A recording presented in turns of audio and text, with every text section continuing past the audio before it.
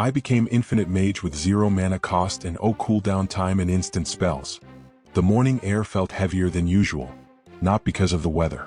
It was the silence, the kind that settles just before something important begins. People whispered, but no one spoke loudly. Not today. Today was the awakening. I stood near the back of the crowd, not to hide, just out of habit. I was used to being one of the quiet ones, watching from the sidelines, listening instead of speaking. My name is Aros, 16 years old. No noble blood, no famous relatives. Just a student from the south side of Karen, a city known more for its dungeons than its kindness. Most of us here grew up hearing the same stories. Heroes who awakened into powerful classes. Warriors who split mountains. Mages who burned armies to ash. Tamers who rode beasts born from the rifts. We laughed at the stories when we were kids, but no one was laughing now. The bell tower stood at the center of the plaza, tall and ancient. It didn't look like much, just stone and silence, but everyone knew it was watching. Or maybe it was listening, waiting for our turn. One by one, names were called. Each person walked to the bell stone, an orb of faint white light hovering at the tower's base. When you touched it, the system scanned you and your class was announced. The first student stepped forward. The bell stone pulsed. Class, warrior. Cheers erupted. Then the next. Class, archer. More cheers. Some students cried when their class was announced. Others shouted and laughed. It was a moment that could define your life. And I wasn't sure what I was hoping for. I didn't expect to awaken anything great. Maybe something support-based. Or something obscure. Something no one would clap for. Another name was called. Then another. The line moved slowly. I kept my head down. My hands were steady, but my thoughts weren't. There was too much noise inside. Then I heard it. Aros Tauren. My name. The noise faded. I walked to the bell stone, step by step. Each footfall echoed in my chest like a countdown. I stopped in front of the orb and raised my hand. The light inside shimmered, then flared. Class mage. There was a pause. Not disappointment. Not excitement. Just quiet. Mage wasn't rare. But it wasn't flashy either. Not at first. Most people didn't respect mages until they reached higher levels, and that took time, money, and a lot of patience. I stepped away without a word.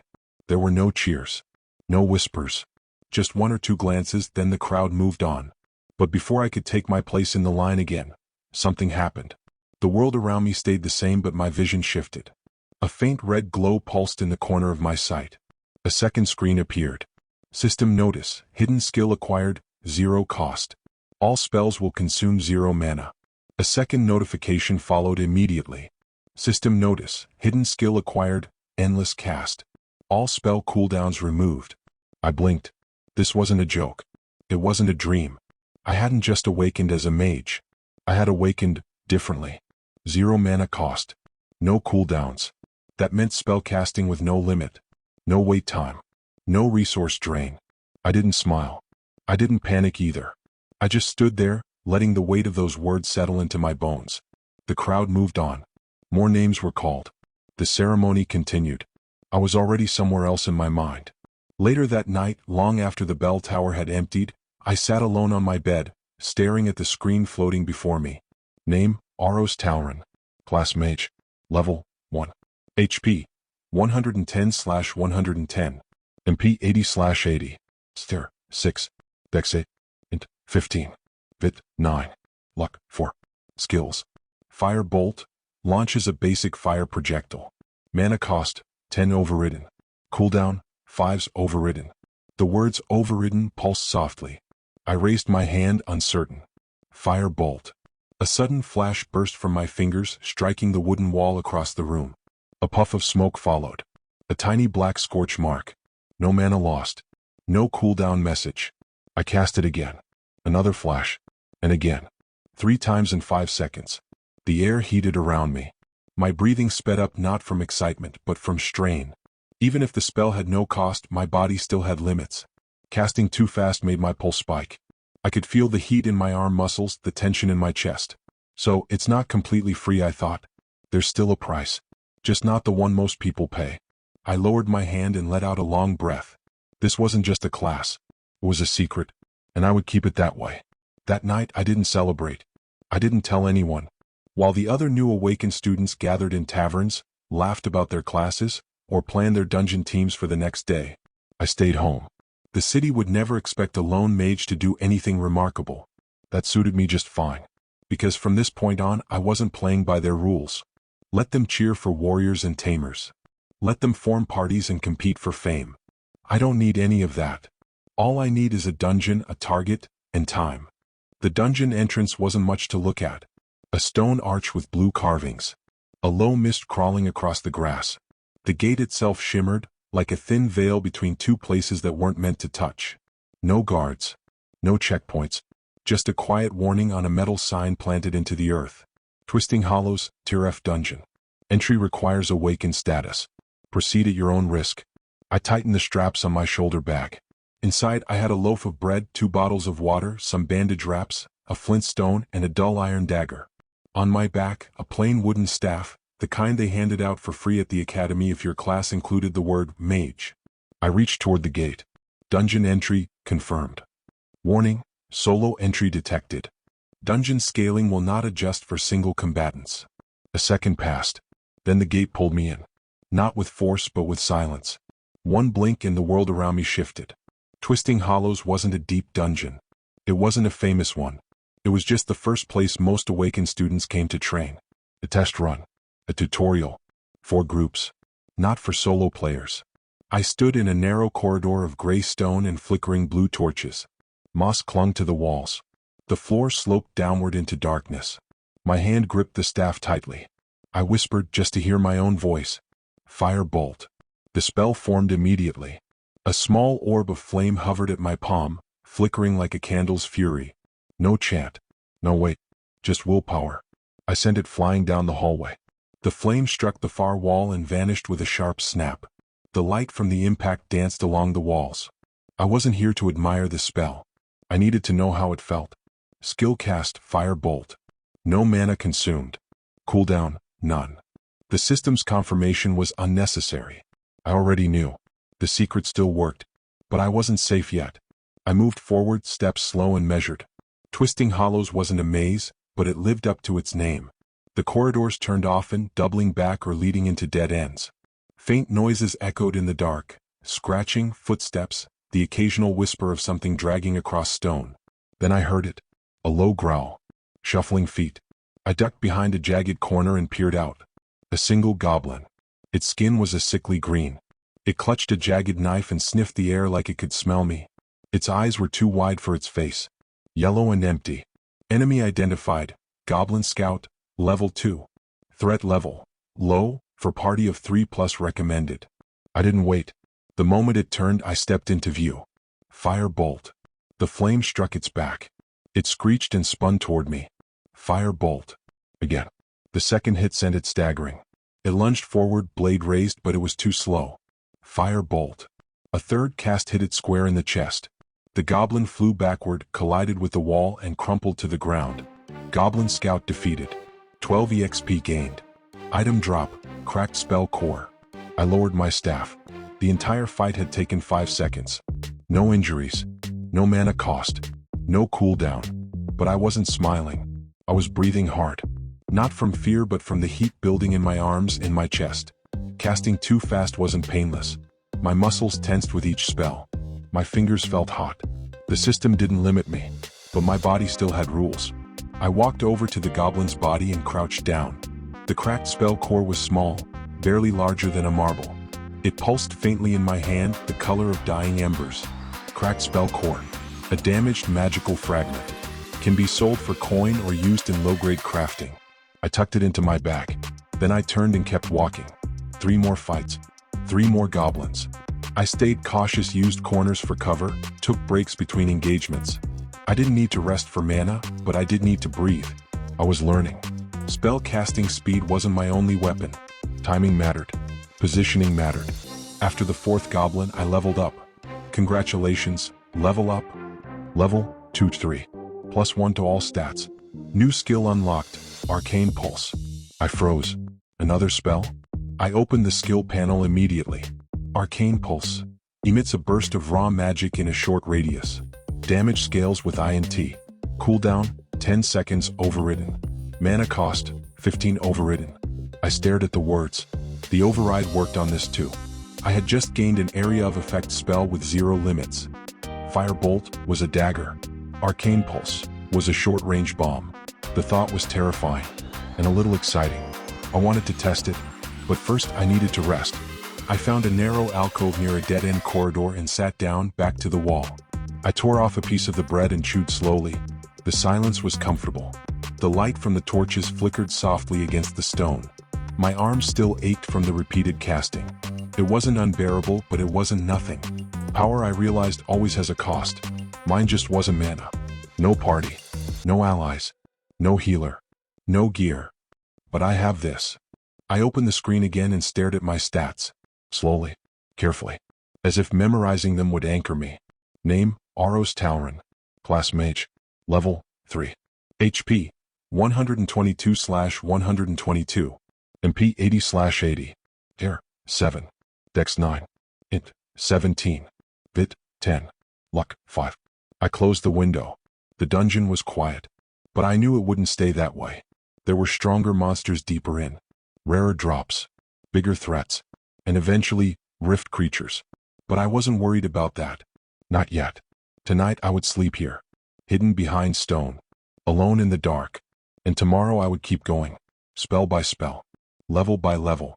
One step closer to a future no one could see coming. The second day in the dungeon felt colder. Maybe it was the lack of sunlight. Or maybe it was the quiet. A kind of silence that crept in after too many hours alone. I woke to a faint ache in my legs and shoulders. My back hurt from sleeping on stone. My fingers tingled slightly from overcasting. Still, I stood up, dusted off my robe, and stretched my arms overhead. No complaints. No regrets. This was the path I chose. I checked my status screen.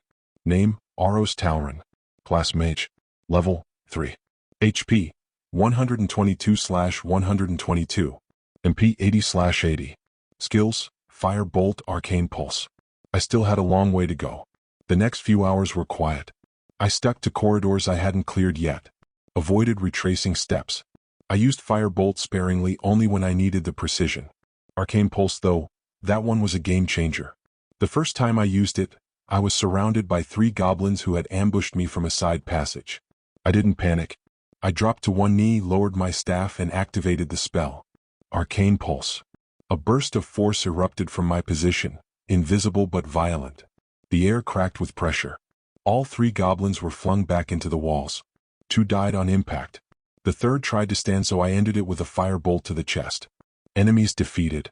42 EXP gained. Item drop, Goblin Tooth Dull Dagger. I stood up slowly. My heart was racing, but not from fear. It was working. I was adapting. But I could also feel the burn creeping into my muscles again. Fast casting drained me physically, even if the system ignored mana and cooldowns. The body can't lie, I thought. It knows the limits even if the numbers don't.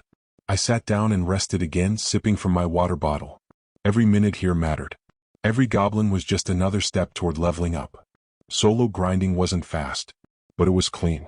No one to split drops with. No one to slow me down. No one to watch my back either. That part was starting to feel heavier. Later that afternoon, I was finishing off a pair of goblin brutes in a deeper section of the hollows when I heard voices echoing from beyond the corridor wall. 3, maybe 4 people. I moved carefully and peered around the corner. A group of teenagers, same age as me. Freshly awakened, judging by their posture and gear. One stood at the front, a tall guy with a huge sword strapped to his back. He laughed loudly and pointed at the path ahead like he owned it. Kale Riven, level 5, class warrior. So that was Kale. I remembered the name from the awakening. Loud. Confident. The kind of guy who got attention without asking for it. Beside him stood a girl with snow-white hair tied into a braid. She held a bow at her side and watched the shadows carefully, saying nothing. Sarah Vale, level 4, class archer. Then a third standing behind the others. Short, quiet. Brown cloak and soft eyes. A creature perched on his shoulder, a tiny fox with 2 tails. Rin Solon, level 4, class tamer. They were a proper party. Balanced roles. Gear that matched. Probably trained together in the academy. Kale raised his voice. Goblin nest up ahead. Big group. I go first. Sarah covers the left flank. Rin stay back. Summon if needed. They moved forward like they'd done this before. Confident. Coordinated. I could have joined them maybe. Slipped into formation. claimed a kill or two. But I didn't. I pulled back, staying in the shadows. Not because I was afraid. Because I didn't want them to see me. Not yet. I took a different path. Lower tunnels. Fewer lights. Fewer monsters too, but I wasn't here for fun. I kept grinding. Goblin after goblin. Over and over. My body screamed at me to slow down, but I didn't stop until I leveled again. Level up, reach 4. +1 to all stats. No new skills unlocked. The system rewarded consistency. Not miracles. Still, I wasn't discouraged. Each level was one brick in a fortress no one could knock down. Each cast one more step toward something bigger. I was bleeding through time, through fatigue, through the grind. But I could feel it. Beneath the pain. Beneath the silence. I was getting stronger. That night, I saw firelight deeper in the tunnels. Kale's group again, making camp near one of the cleared-out zones. They were laughing, eating, complaining about the goblin boss being too easy. Rin said something about the boss drop being underwhelming. Sarah muttered that she felt like someone was watching them. She wasn't wrong. But I stayed hidden in the dark, resting behind a collapsed tunnel wall with nothing but stale bread and the hum of my skill window for company. I didn't envy them. Not really. But a small part of me wondered what it might feel like to not be alone. Just for a night. Still, I reminded myself. I don't need a party. I don't need friends to hold me back. I have a system no one else understands. And I'll make it mine one level at a time. By the third day in the dungeon, everything started to blur together. Fights, footsteps, torches, shadows. I wasn't counting goblin kills anymore. I wasn't thinking about the last meal I had. I only stopped when my body refused to move, then started again the moment it could. This was what solo grinding meant. Not just fighting. Enduring. Enduring hunger, cold, pain, silence. The kind of silence that echoed louder than screams. But today, that silence was broken. And not by goblins. It started with a tremor. A low hum that rolled through the stone beneath my boots like a distant growl. I froze mid-step, hand on my staff. Not the kind of shaking from dungeon traps. Something else. Something alive. The torches lining the corridor flickered, dimmed, then flared bright again. A warning. I stepped back and brought up my system interface, checking the dungeon map. But instead of the usual blue layout, a new line of red text appeared. System alert, rift distortion detected. Source, unknown. Classification, unstable. Threat level, escalated. I stared at the screen. A rift. Inside a dungeon. That wasn't supposed to happen. Rifts opened in the wild, tearing through space, letting monsters from other worlds pour in. That's what we trained for. That's what the guilds prepared for. But not inside protected zones. Not inside beginner dungeons. Not here. Another tremor hit, sharper this time. The wall to my right cracked. A thin, jagged line split across it like glass fracturing under pressure. The air got colder. The kind of cold that sinks into your skin. The kind that doesn't belong anywhere natural. And then, a scream. Not a goblin. A human voice. I spun toward the sound. It was coming from deeper in. I ran. The tunnel widened into a chamber. At the far end, a shimmering black tear hovered above the ground like an open wound. It wasn't large. Maybe the size of a doorway. But the pressure it gave off was crushing. Like gravity had shifted sideways. Kale stood at the center of the chamber, sword drawn, staring at the rift. His armor was scratched. He was bleeding from the temple. Sarah was behind him, bow raised, eyes narrowed. She was scanning the shadows like prey could appear from any angle. Rin knelt beside a fallen summon, his fox companion, unmoving. All three looked rattled. I stopped just at the edge of the chamber. They hadn't seen me yet. Then the rift pulsed. Something stepped through. It didn't belong here. Entity detected, Rift Beast, Meyer Strider. Level 10. Classification, aberrant, no known elemental type. It was long-limbed, hunched forward, with no eyes. Its skin was glossy black, dripping a thin acidic trail as it moved. Its arms ended in hooked claws. No feet. It floated an inch above the ground. The system buzzed louder in my ear than ever before. Kale shouted, "What the hell is that?" Sarah fired. The arrow struck the creature's side and shattered on impact. Rin tried to cast a summon, his hands glowing, but his energy was unstable. His voice cracked. Kale charged. His sword sparked with skill light. He swung wide. The blade connected and bounced off. The rift beast didn't flinch. Instead, it lifted one arm and swiped. Kale was thrown backward into the wall, coughing blood. Sarah screamed his name. I didn't think. I stepped forward. My staff rose. Arcane pulse. The invisible burst exploded from me, catching the creature off guard. It staggered. Not far but enough for Sarah to pull Kale out of its reach. The rift beast turned toward me now. It saw me, and I saw the system flash. Warning, target level disparity, caution advised. I didn't care. My hand raised again. Fire bolt. The spell hit. Another. Rapid fire 3 in a second. Its skin blistered. It hissed. Sarah shouted, "Who the hell is that?" Kale groaned. "I know that kid. That's the loser mage from the bell tower." I ignored them. Arcane pulse. The second burst slammed into the creature, pushing it back another meter. The acid trail it left behind sizzled on contact with the stone. Rin stood beside me now, pale but ready. "I can distract it." His voice trembled, but his eyes were steady. I nodded once. Sarah lost another arrow, this one enchanted. It split mid-flight and stabbed into the rift beast's neck. It roared. That's when I moved. I ran forward, ducked under its arm, and cast a fire bolt straight into its open chest wound from the last spell. The impact forced it backward, stumbling. And Rin shouted, "Now!" I planted my feet, raised both hands. Arcane pulse. Point blank. The creature detonated in a blast of force. Chunks of black ichor scattered across the chamber. The rift beast collapsed. Then, dissolved into ash. The rift behind it pulsed one last time and snapped shut. Threat eliminated. Temporary rift closed. Shared EXP distributed. The system flashed again. Level up, Fort 5. New skill unlocked. Spellweave, passive. Casting speed increased by 10% per chain cast. Stacks up to X3. I exhaled and took 2 steps back, dizzy. My entire body ached. But I was alive. We were all alive. Kale sat against the wall, breathing hard. "Okay. What just happened?" Sarah lowered her bow. "That thing, it wasn't part of this dungeon. That was a rift creature." Rin looked at me, eyes wide. "You cast those spells like it was nothing." Kale snorted. "He's probably cheating the system somehow." I looked at him calmly. "I'm not cheating," I said. "I just didn't stop." He stared at me like I was speaking another language. But Rin stepped forward. "What's your name?" "Aros." Rin nodded. "Thanks, Aros." I nodded back. I turned before anyone could say anything else. The fight was over, and I still had grinding to do. The flames from my last spell still danced across the floor, flickering like echoes of a heartbeat. None of us spoke for a while. The rift beast was gone. The danger had passed. But the room still felt heavy. Kale was the first to break the silence.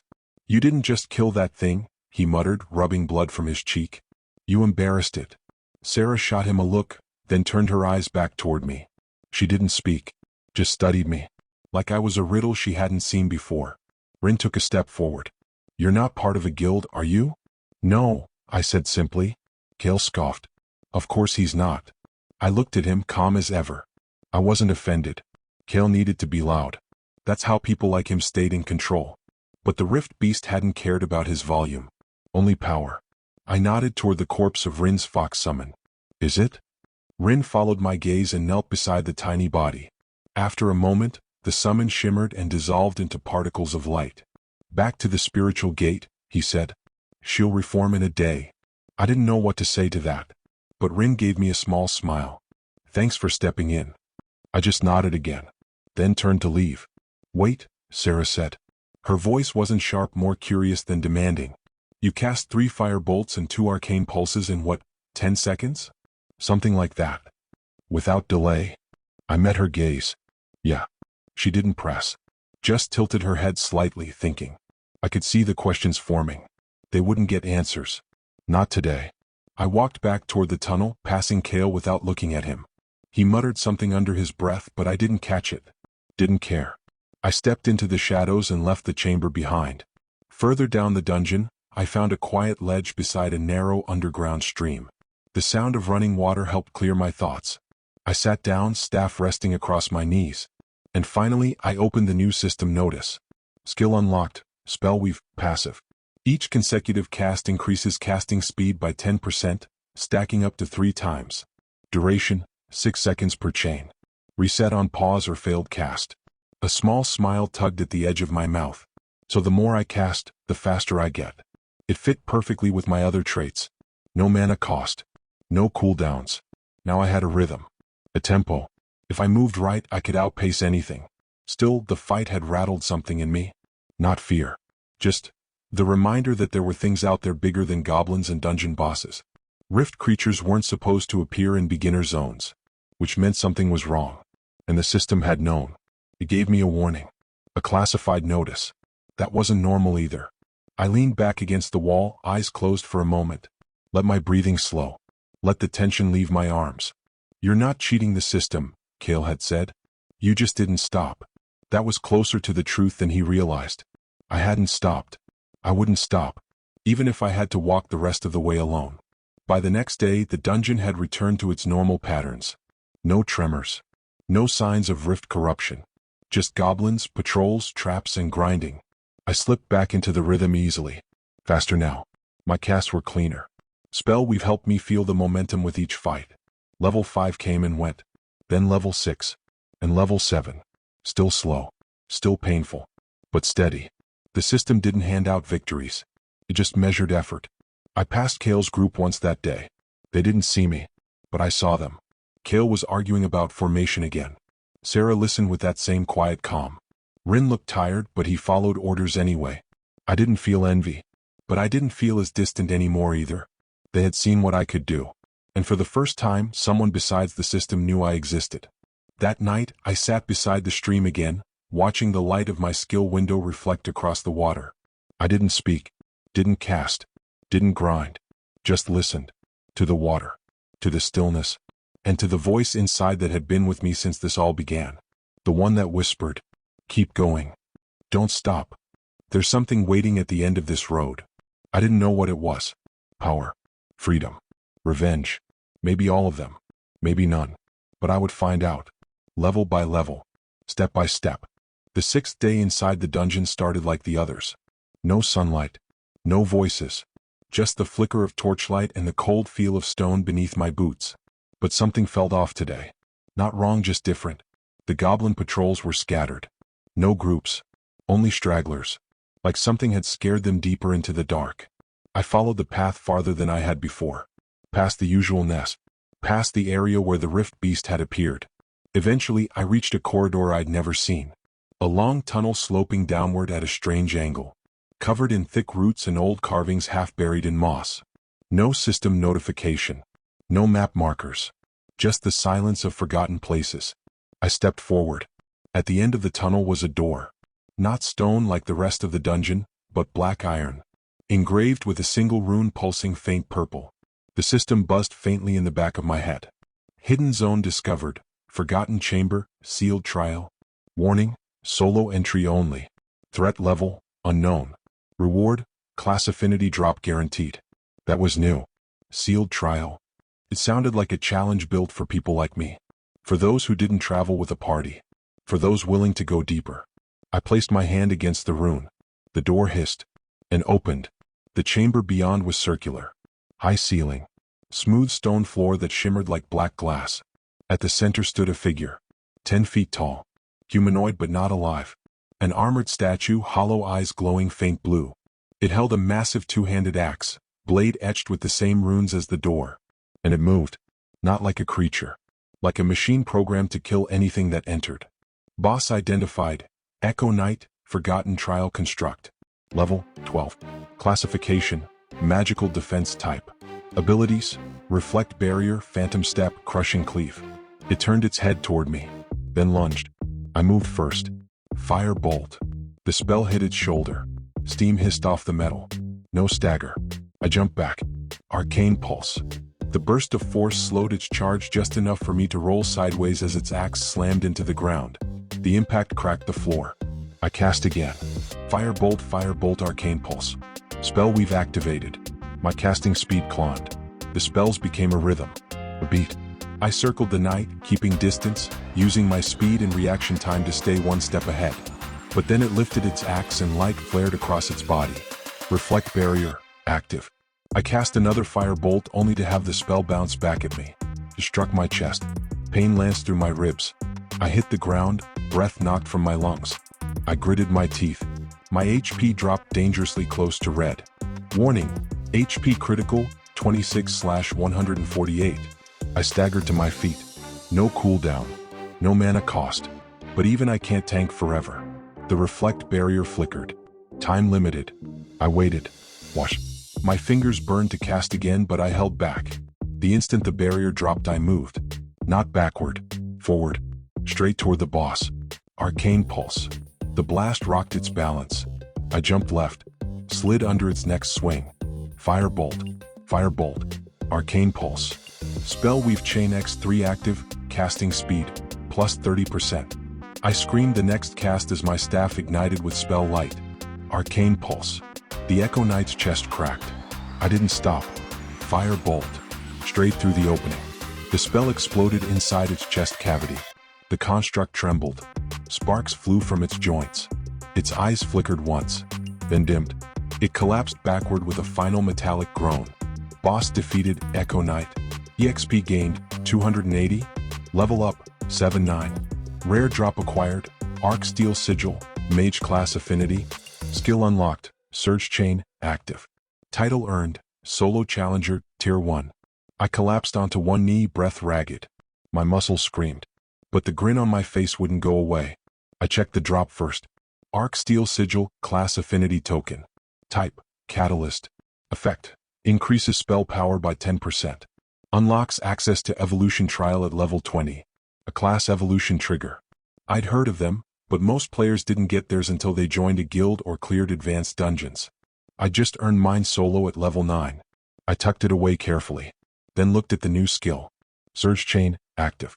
Description, for 10 seconds, spell effects increase with each consecutive cast. Bonus damage, plus 15% per chain hit. Cooldown, none. Mana cost, overridden. A chain amplifier. Paired with Spellweave? This wasn't just synergy. This was a build. A proper path. I wasn't just a mage anymore. I was becoming something faster. Stronger. Unstoppable. I stood at the center of the chamber, letting the silence settle again. The air felt different now. Like the dungeon had acknowledged me. Not as a guest. As a player. A real one. Level 20. Trial. Evolution. I could feel it building now. A path forming beneath my feet. And I was walking it alone. One win at a time.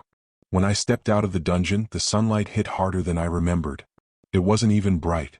Just early morning, sky painted with soft blue and pale gold.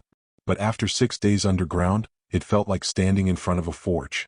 I blinked slowly, eyes adjusting. The breeze brushed past me, carrying the scent of dirt, metal, and bread baking somewhere in the city beyond. Kauren was waking up, and I was still standing. I didn't head home right away. I sat on a bench just outside the east gate, arms resting on my knees, staff leaning against the wood. My robe was torn at the sleeve. My boots were cracked. My bag was lighter than when I'd gone in. But the weight in my chest had changed. It wasn't exhaustion anymore. It was momentum. The quiet kind that builds with every choice no one sees. The kind that keeps going even when you want to stop. I opened my system window with a thought. Name, Aros Talron. Class Mage. Level, 9. HP, 182/182. MP 80/80. Gear, 9. Dex, 11. Int, 22. Vit, 13. Luck, 6. Skills. Firebolt. Arcane Pulse. Spellweave passive. Surge Chain active. Items. Arc Steel Sigil, bound. Cracked Spell Cores X4. Minor Health Flask. Iron Dagger. Title, Solo Challenger, Tier 1. It didn't look like much, but it was mine. A few meters away, a group of new awakened trainees walked by, laughing as they compared drops. Most of them wore gear cleaner than mine. Their weapons still had shine. Their eyes hadn't dulled yet. One of them said, "You hear about the solo clear in the hollow?" Another leaned closer. "The hidden chamber thing?" "Yeah. Word is, some lunatic went in solo and cleared a boss no one knew existed." "Someone from the tower?" "Nah. No one's seen him. He hasn't even checked into the guild hall. Cheat skill maybe? Maybe. Or just lucky." They walked on. None of them looked at me. And I didn't say a word. Back in the city, the guild square was already busy. Vendors setting up booths. Students bragging about their parties. Guild recruiters scanning the crowd looking for fresh talent. The big names guilds like Vanguard, Graves Worn, and Celestia Hall had their banners posted high, shining bright with enchanted cloth and crest work. And at the far end of the plaza, Kale stood by the fountain, his sword propped against his shoulder, retelling the Rift Beast story to a small crowd like it was a victory march. I slipped past the edge, hood up, staff hidden under my cloak. He didn't see me, but Rin did. He didn't say anything, just met my eyes across the square, and nodded. I nodded back, then kept walking. I took a side alley off the main road, found a quiet corner behind the old spell shop where the light didn't quite reach. Then I sat again, not because I was tired, but because I needed time to think. 6 days in a dungeon had changed everything. Not just my level, not just my skills, something else. A direction. The Arc Steel Sigil sat in my inventory, pulsing faintly. This item will bind to your class path at level 20. Warning, unique trials required to break through level threshold. So I'd hit my first wall at level 20. No more simple grinding. I'd need to earn the right to grow further. I wasn't afraid of that, but I needed to be ready. No surprises, no mistakes. This world rewards power, but it also hides it. That hidden room, that unmarked boss, they weren't accidents. Something deeper was working behind the system. And if I wanted to rise above it, if I wanted to protect the world when the rifts got worse, I couldn't stay small. I had to climb. And I would. Even if it meant walking paths no one else saw. The wind picked up. Somewhere nearby, a bell rang softly to mark the hour. Another day beginning. But I was already far ahead. Level 9. Solo clear. Rift survivor. Unseen. Unknown. But not for long. One day, I whispered, eyes closed, they'll know my name. And when the next rift tears open, I'll be there first. The hollow felt quieter than before. Not the peaceful kind of quiet, more like the silence before a storm. As if something deep inside the dungeon had stopped breathing just long enough to fool everyone else. But I wasn't fooled. The monsters still wandered. The paths still twisted. But the atmosphere had shifted. Something was changing. And I intended to find out what. I moved through the first few levels of twisting hollows quickly. The goblins scattered at the sight of spell light. Some ran. Others tried to fight. Neither group lasted long. I'd refined my rhythm since the last trip. Fire bolt. Fire bolt. Arcane pulse. Surge chain. Blink step. Each word landed like a stone in water, rippling into the next. Spell weave stacked faster now. Casting felt like breathing. Every fight ended in seconds. But it still wasn't easy. The spells didn't cost mana. There was no cooldown. But every cast pulled at my body like a weight. Each chain left my muscles tighter, my breath shallower. Even the blink step, useful as it was, drained my legs like I'd sprinted uphill. Strength didn't come free. It just asked for a different price. By midday I reached level 10. Level up, 9-10. +1 to all stats. Skill unlock, mana sense, passive. Description. Detects nearby magical signatures and ambient mana fluctuations. I exhaled, kneeling beside a fallen goblin. My staff glowed faintly with the residue of the last cast. Mana sense. I activated it. For a moment, the world brightened. Threads of pale light shimmered across the stone walls, snaking along the ground like veins. Some led deeper into the dungeon. Others pulsed erratically. And one trail led to something wrong. Not a monster. Not a trap. Something twisted. Like smoke coiled in reverse. I followed it. The deeper I moved, the stranger things got. The moss on the walls turned gray. The air felt warm, then cold, then warm again, as if the dungeon couldn't make up its mind. Goblins avoided this part. I didn't see a single patrol. And the further I walked, the stronger the feeling became. Something was watching. Not from ahead. From above. A torch flickered behind me. I turned. Someone stood at the far end of the corridor. Not a monster.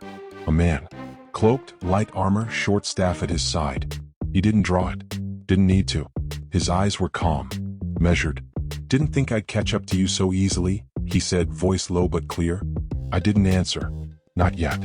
He raised a hand slightly. Not here to fight. Just watch. Who are you? He smiled faintly. Call me Varen. Ashlock Guild. Scout Division. I stayed silent. The name meant nothing to me, but the way he said it made it sound like it should. You've made a bit of noise, Varen said. Solo runs. Unregistered clears. Hidden room unlocks. I didn't register anything. Exactly. He stepped closer, casual. I've seen a lot of new awakens stumble through here trying to prove themselves. They form little parties. Chase gear. Act like bosses mean something. He nodded at me. But you're not chasing gear, are you? No. You're building a path. I narrowed my eyes. Why are you following me? Baron shrugged. I'm scouting for people who don't fit the pattern. My guild's watching for outliers. You're an outlier. I'm not joining a guild. He chuckled. Didn't ask you to. He reached into his cloak and tossed something toward me. I caught it. A silver token, smooth on one side, engraved with a flame-like emblem on the other. Ashlock Sigil, Observer's Token. Allows guild scouts to track performance anonymously. Accepting marks combat logs for formal observation. Status, inactive. You want to go to Vale Forge, right? Varen said. That caught me off guard. He noticed. You don't look like the guild-hungry type. You're too focused, too efficient. That kind of discipline usually has a goal. He turned to leave. Vale Forge only accepts combat records from verified guild entries or faction-approved independents, he added. You'll need someone to vouch for your clears. Someone legitimate. Then he vanished into the corridor shadows like smoke. I stood there staring at the token in my palm. I could throw it away, ignore the rules, but I already knew I wouldn't. Because he was right. This wasn't about fame, or gold, or guild loyalty. It was about the university. About what came after. I wanted access to real knowledge, real spells, training grounds, summoning fields, arcane libraries older than the rifts themselves. Not for glory, not even for power, but because I remembered what it felt like when my sister nearly died after a rift attack in our district. I remembered the healers saying, sorry we weren't fast enough. If I'd known magic then, if I'd been stronger then. I slipped the token into my inventory and took a deep breath. One more piece of the puzzle. I wasn't being hunted. Not yet. But the game had changed. Eyes were starting to follow me. That meant it was time to move faster. I raised my staff again, voice low. Let's get to work. I didn't leave the dungeon right away. After Varen vanished, I walked deeper into the twisting corridors, using mana sense to guide my path. I needed time. Not just to think but to feel. Solo grinding was physical, tactical, mechanical. But moments like this, moments where the world felt aware of you, those weren't about combat. They were about choices. Varen hadn't threatened me. He hadn't even pressured me. But the message was clear. The path to Vale Forge wasn't clean. You couldn't just level up and walk through the gate. Not without a guild signature. Not without political strings. Even the token he'd given me, the Observer's Token, wasn't about helping me. It was about tagging me, watching my progress, giving his guild a stake in my future, even without a formal deal. Smart, subtle. But I hadn't forgotten the way he'd said it. You're not chasing gear. You're building a path. He wasn't wrong. I found a quiet rest alcove behind a fallen corridor, a little break in the dungeon structure where no monsters spawned. I'd used it once before on my second day inside the hollow. Back then, I could barely stay awake between fights. Now, I sat calmly, staff across my lap, my bag resting against the wall. I opened my system window again, not for combat this time, but for something else. University application status. Ineligible. Requirements. Level 15 or higher. Trial verified combat log. Recommendation via guild, independent faction, or university affiliate. I stared at it for a long time. I didn't flinch. Didn't curse. I just read the line again. Recommendation via guild. That one line had kept thousands of awakened from ever stepping foot into Vale Forge's gates. For most people, the solution was simple. Join a guild. Get a sponsor. Train under someone. Climb together. But for me, that wasn't an option. When I was 10, a rift opened in our district. It wasn't even big. Just a tier D tear in a back alley, one the city guard should have closed within the hour. But they were short-staffed that day. So when a pair of shade creepers slipped through, there was no one to stop them. Not until it was too late. One of them found our street. Broke through the wall of our neighbor's house like paper. We hid. We waited. My older sister tried to keep me calm. And then she left the hiding spot to warn the neighbors. By the time they killed the creeper, she'd already been struck. Paralyzed. Damaged spine. The healers said she was lucky to live. But they also said, if someone had been there earlier. I remember looking at the calendar that night. It was the first time I'd heard of Vale Forge University because the man who arrived to stop the rift creature was a Vale Forge graduate. A high-tier mage who burned the shade creeper into ash with a single spell. He saved the block. But not in time to save her. That night, I told myself I'd never wait for someone else to arrive again. A soft chime echoed from the system. Skill alert, mana sense active. Unstable ambient mana detected, 40 meters west. I stood slowly, brushing dirt from my shoulder. The path continued. So would I. I reached the surface a few hours later, body sore but spirit steady. The city of Carlin buzzed with familiar sounds, carts rolling over cobblestone, shopkeepers calling out deals, students laughing near the training fields. But beneath all that, whispers had begun to spread. They're saying someone soloed a hidden trial in Twisting Hollows. Guiltless. No tag. No record. Might be a test runner for one of the big houses. Or a fake. I walked past a crowd of fresh recruits and into a side street near the guild sector. I didn't wear my robe like a badge. I didn't carry a banner. I didn't glow with artifacts or relics. I was just a boy with a staff and a dream too heavy for most people to carry. But I didn't need them to understand. I just needed time. The guild square was louder than usual. Ashlock had set up a new booth near the fountain, recruiters calling out with silver-etched posters and smiling charmers offering guild pins to anyone with a combat license. I didn't stop, but someone else did. He stood across the square reading one of the guild boards. His two-tailed fox summon sat perched on his shoulder again, tail swaying lazily. He looked calm, but not content.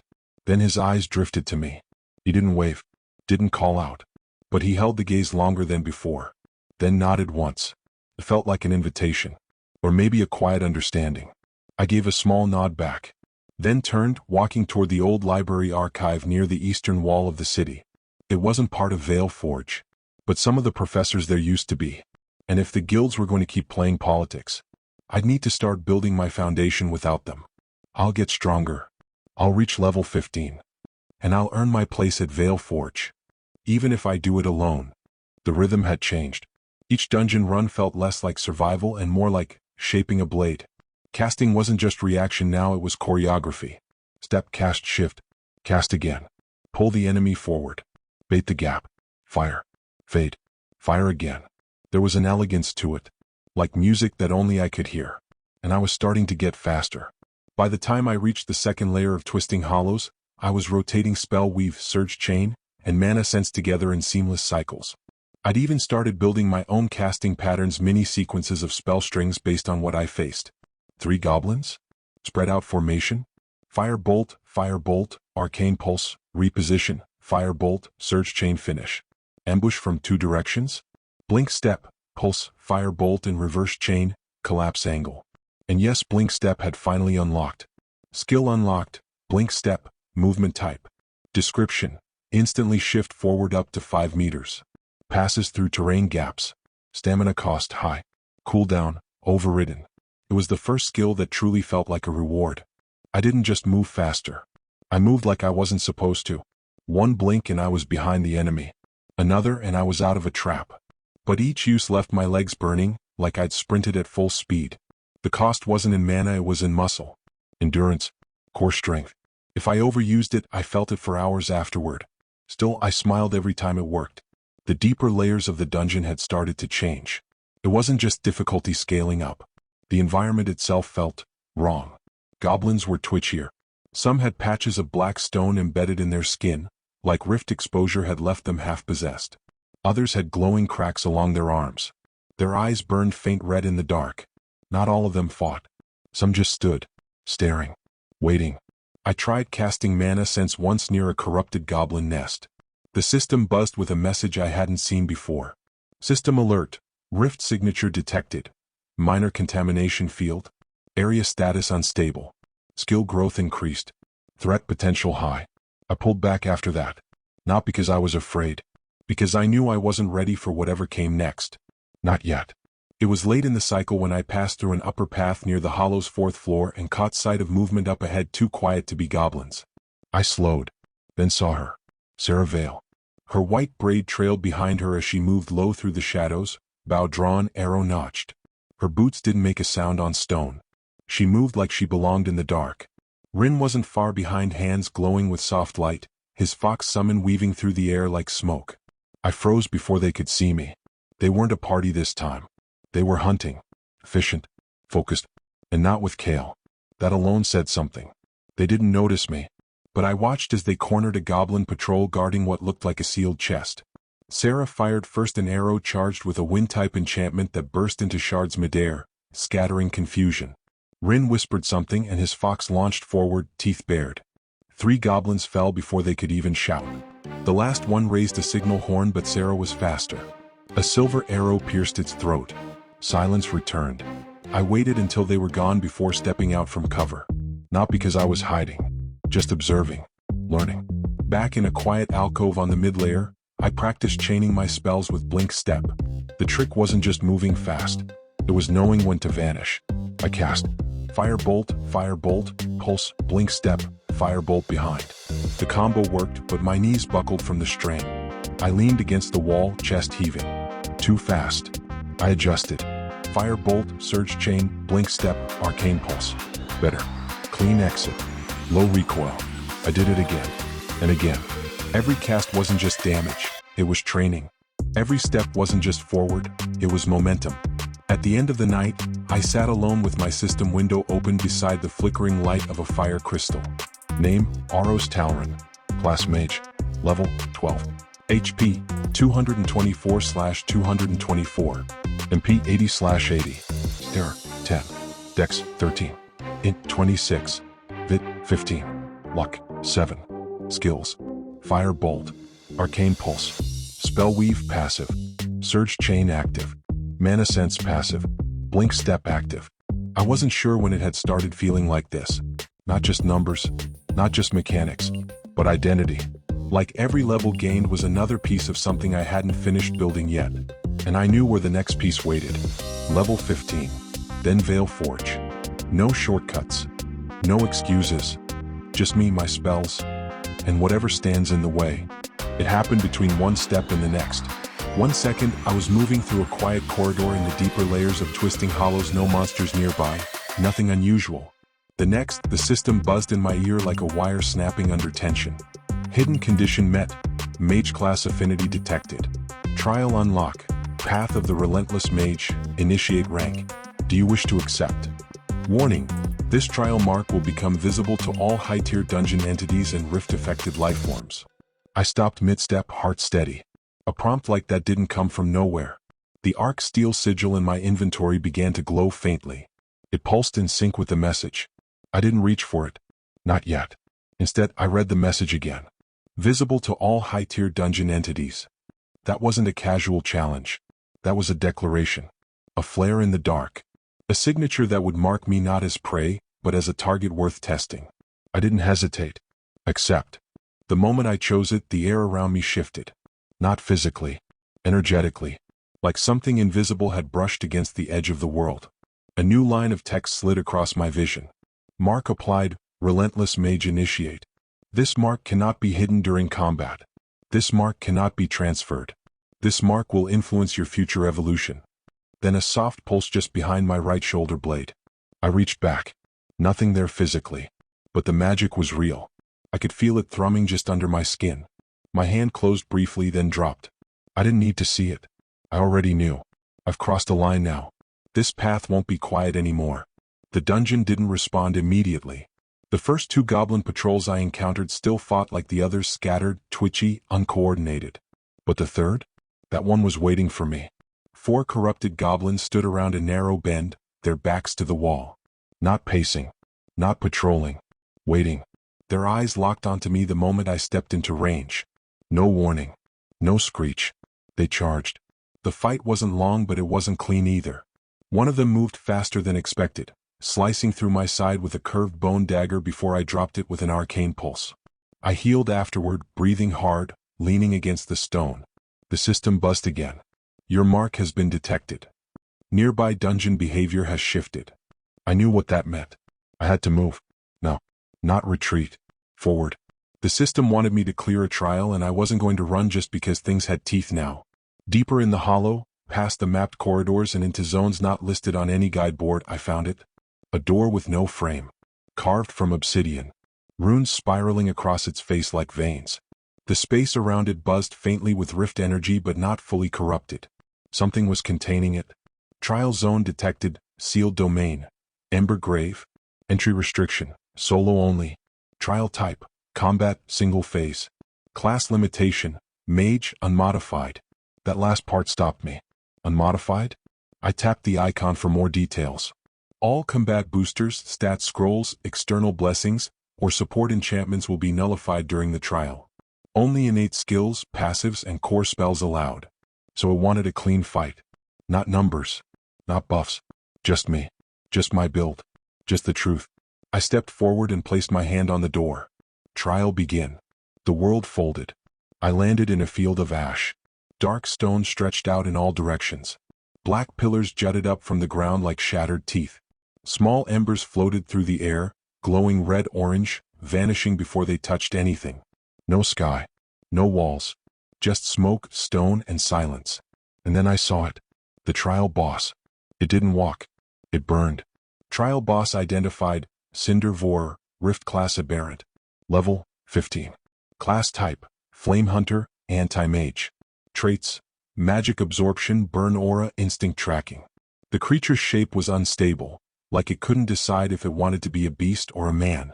Its core flickered in its chest, exposed through jagged, shifting plates of ember stone armor. A ring of red light floated where its eyes should have been. It didn't roar. It watched, waiting. I took one slow breath, rolled my shoulders, and whispered, "Let's see who's really hunting who." The Cindervore didn't breathe. It pulsed. Each second, its core flared red-hot, casting flickering light through the smoke. The armor around its body wasn't solid.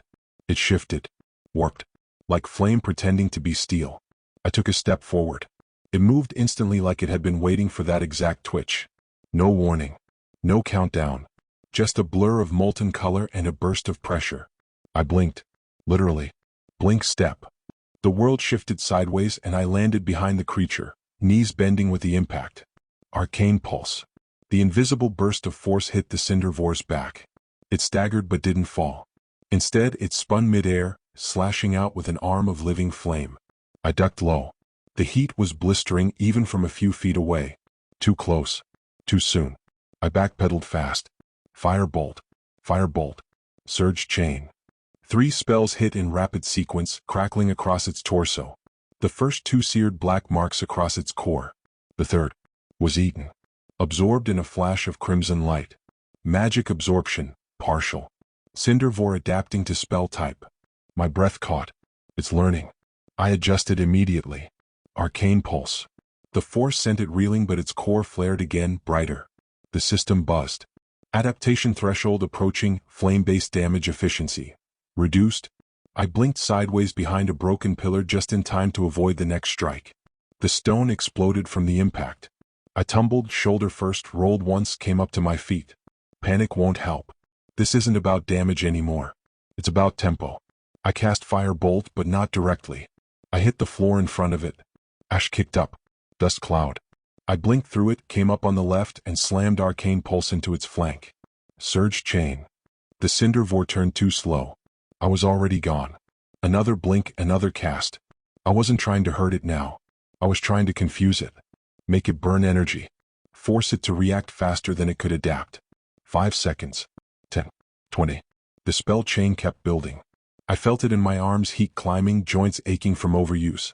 Spell weave kicked in fully. Casting speed bonus, plus 30%. Each cast bled into the next like a song with no rest. The Cindervore roared finally, its shape glitching, armor stuttering into flame, flame back into armor. Its core destabilized. That's when I struck. Ember Cage, activate. The spell wasn't even mine. Not yet. But the seagull in my inventory responded to the fight. My trial mark flared bright against my shoulder. Chains of burning glyphs erupted from the ground, wrapping the Cindervore in place, locking it mid-charge. Its core flared, wild and open. I didn't think. Didn't hesitate. Arcane Pulse. Firebolt. Surge chain. Arcane Pulse. The world exploded. Flame. Light. Pressure. Then. Silence. The Cindervore collapsed. Its body broke apart slowly, not like flesh but like crumbling glass, glowing on the inside. Trial boss defeated. Cindervore. Trial cleared. Rank. Rewards issued. The system window unfolded in front of me. Level up, 12-13. Plus 2 int, plus 1 vit, plus 1 dex. Skill gained, Ember Cage, active. Description: bind a target in magical chains laced with searing heat. Stuns for 2.5 seconds. Cooldown, none. Mana cost, overridden. Title gained, Relentless Initiate. Effect, plus 5% casting speed when solo. Clash Trial Progression. 1 of 3, completed. I dropped to one knee, chest heaving, hands shaking from residual energy. The chain still burned faintly in the air, even after the beast was gone. The heat in my limbs would fade eventually. But the lesson wouldn't. It wasn't about power. It was about control. The Cindervore had been stronger, faster, built to counter me. But I had been sharper. And I'd won.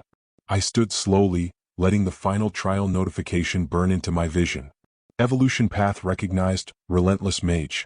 Pending unlock at level 20. Final trial will be revealed under live combat conditions. A soft laugh escaped me. Of course it will. No comfort. No prep time. No guarantees. But I didn't need them. I left the trial zone behind, blinking once more into the broken corridors of twisting hollows. And I kept walking. I didn't speak to anyone when I returned to Kalran. Didn't head to the guild square. Didn't stop for food. I just walked. Through back alleys. Side paths. The familiar, narrow streets where noise was soft and eyes didn't linger. I passed the merchant's district, boots scuffing over cracked cobblestone, a faint breeze rustling the edge of my cloak. The arc steel sigil in my bag pulsed faintly, still warm from the trial. Clash Trial Progression. 1 of 3, complete. 1 step closer. 2 more trials and I could trigger my class evolution. But I couldn't think about that yet. Not until I dealt with what came next. I reached the broken terrace at the edge of the old tower district, one of the few places in Kalran where the city fell quiet. Too damaged for rebuilding. Too high for traffic. Just silence, wind, and broken rooftops. He was already waiting. Varen. Same cloak. Same calm posture. He leaned against the rusted railing like he'd been standing there for hours. I knew you'd find your way here, he said without looking. You followed me again. He gave a one-shoulder shrug. You're easier to track now. That mark you picked up. It whispers through the system to anyone listening close enough. I didn't reply. He turned to face me fully. I saw the record ping. You cleared your first evolution trial. Solo? I said flatly. Of course, Varen said, smiling faintly. That's the part that makes all the difference. He stepped forward, reaching into his cloak and pulled something out. A sealed scroll. Black wax. A silver emblem pressed into the seal. Ashlock's flame crest. Non-binding sponsorship token, Ashlock Guild. Grants temporary endorsement for Veil Forge application. No contract. No obligations. Observer role retained. Take it, Varen said. It doesn't bind you to us. But it logs your records with the independent board. Gets your application through the front gate. I hesitated. What's the catch? Varen smiled wider. No catch. Just this: when the next rift breaks open near Kalran, Ashlock gets first call on you for deployment. You're buying insurance. I'm offering opportunity. I took the scroll. Didn't open it. Just held it. I could still walk away. Burn it. Ignore the offer. But I wouldn't. Because no matter how strong I got, Veil Forge didn't open its gates for ghosts. I didn't go home right after. I stopped by the public square near the old archives. The sun was setting and shadows stretched long across the pavement. Streetlights buzzed to life one by one. That's where Rin found me. He didn't speak right away. Just sat beside me on the edge of the fountain, the quiet fox spirit curled around his neck like a scarf. You look different, Rin said eventually. Do I? Like someone who came back from something worse than expected. I glanced at him. That obvious? To someone who knows what trial marks feel like? Yeah. He didn't press. Didn't ask what I fought. Didn't ask how I survived. He just sat there. That silence meant more than words. After a while he spoke again. You are going for Veil Forge? Yes. He nodded once. Good. You belong there. Then he stood. No offer to train together. No promises to meet again. Just a shared moment between two awakened who had chosen difficult paths. Before he left, Rin paused. Sarah's been asking about you. I blinked. Why? He shrugged. She doesn't say much. But I think she respects what she sees. Then he walked off, disappearing into the evening crowd. I didn't smile. But something lighter settled in my chest. I wasn't looking for allies. But they were beginning to find me anyway. Later that night, high above the city, on a rooftop bathed in moonlight, a figure crouched on the edge of a steeple. Wrapped in black cloth, eyes glowing faint silver beneath a smooth bone mask. Watching the square. Watching me. They held no weapon. Only a folded report etched with runes, sealed in violet wax. Target: Mage, Solo Tier Class Signature. Unclear. Source: Unconfirmed Rift Alignment. Status: Observe. Do not engage. Yet. They folded the paper again, tucked it beneath their cloak, and vanished into shadow. The road to Vale Forge wasn't paved in gold. It was stone. Cracked in places. Dull gray in others. Worn smooth from thousands of footsteps, all chasing the same idea. Power. Knowledge. Recognition. Some came for glory. Some came for titles. I came for something else. The university stood just beyond the ridge east of Calrin, high on a plateau that overlooked the valley below. You couldn't see the top of the main spire unless you stepped inside the front gate. From the road, all you saw was the silhouette jagged towers, shield runes faintly glowing in the afternoon sun, and the shadows of watch creatures drifting along the outer perimeter. No fanfare. No welcoming flags. Just one thing. A threshold. The kind that didn't open easily. I arrived in plain clothes. No crest. No colors. Staff across my back, bag slung over one shoulder, scroll in hand. The Ashlock endorsement was tucked safely inside. It had done what it needed to open the application channel through the central board. Logged my name. Verified my trial clear. I stood in line behind a pair of noble registered recruits. Their robes shimmered faintly with enchantments. Their blades gleamed. They didn't look at me. Didn't ask my name. I liked it better that way. The attendant at the desk scanned my scroll, eyes flicking back and forth across the system log. Aros Talrin. Mage class. Trial path. Relentless initiate. She paused. Solo clear. I nodded once. She studied me, expression unreadable. Then entered the data. Application accepted. Preliminary access granted. Combat tier. Independent. Trial slot assigned. Evaluation pending. I stepped past the desk. Toward the open gate. The inner courtyard was nothing like the outer road. Marble arches. Floating platforms moving between towers. Training fields etched with glowing runes. The air shimmered faintly with passive enchantment fields, designed to keep mana flowing stable within the university walls. A group of students sparred on the far edge. Staff against sword. Spell against shield. Controlled but intense. No one paid attention to me. And again I liked it that way. The system chimed as I crossed the central circle. Warning. Final evolution trial will trigger under live combat conditions. No scheduled alert. Prepare accordingly. Of course. I stood at the center of a world built to test people like me. No safety net. No warning. Just the whisper of the system, reminding me that the next step wouldn't come in a classroom. It would come when I least expected it. I sat beneath one of the shade trees lining the courtyard, legs crossed, staff beside me. Let the breeze roll across my face. And for the first time in weeks, I allowed myself a moment to breathe. I was level 13 now. Not enough to make headlines. Not strong enough to take on the world. But stronger than I'd ever been. Across the university, others had begun to notice the name quietly climbing the independent logs. Some scoffed. Others across the university began to notice the name climbing the independent logs. Others watched. And somewhere on a high balcony in the western tower, Sarah leaned against the railing, her silver bow resting at her side. She saw me. Didn't wave. Didn't call out. But she didn't turn away either. Farther below, in the administrative observatory, a mage warden placed a crystal into a monitoring array. The runes pulsed.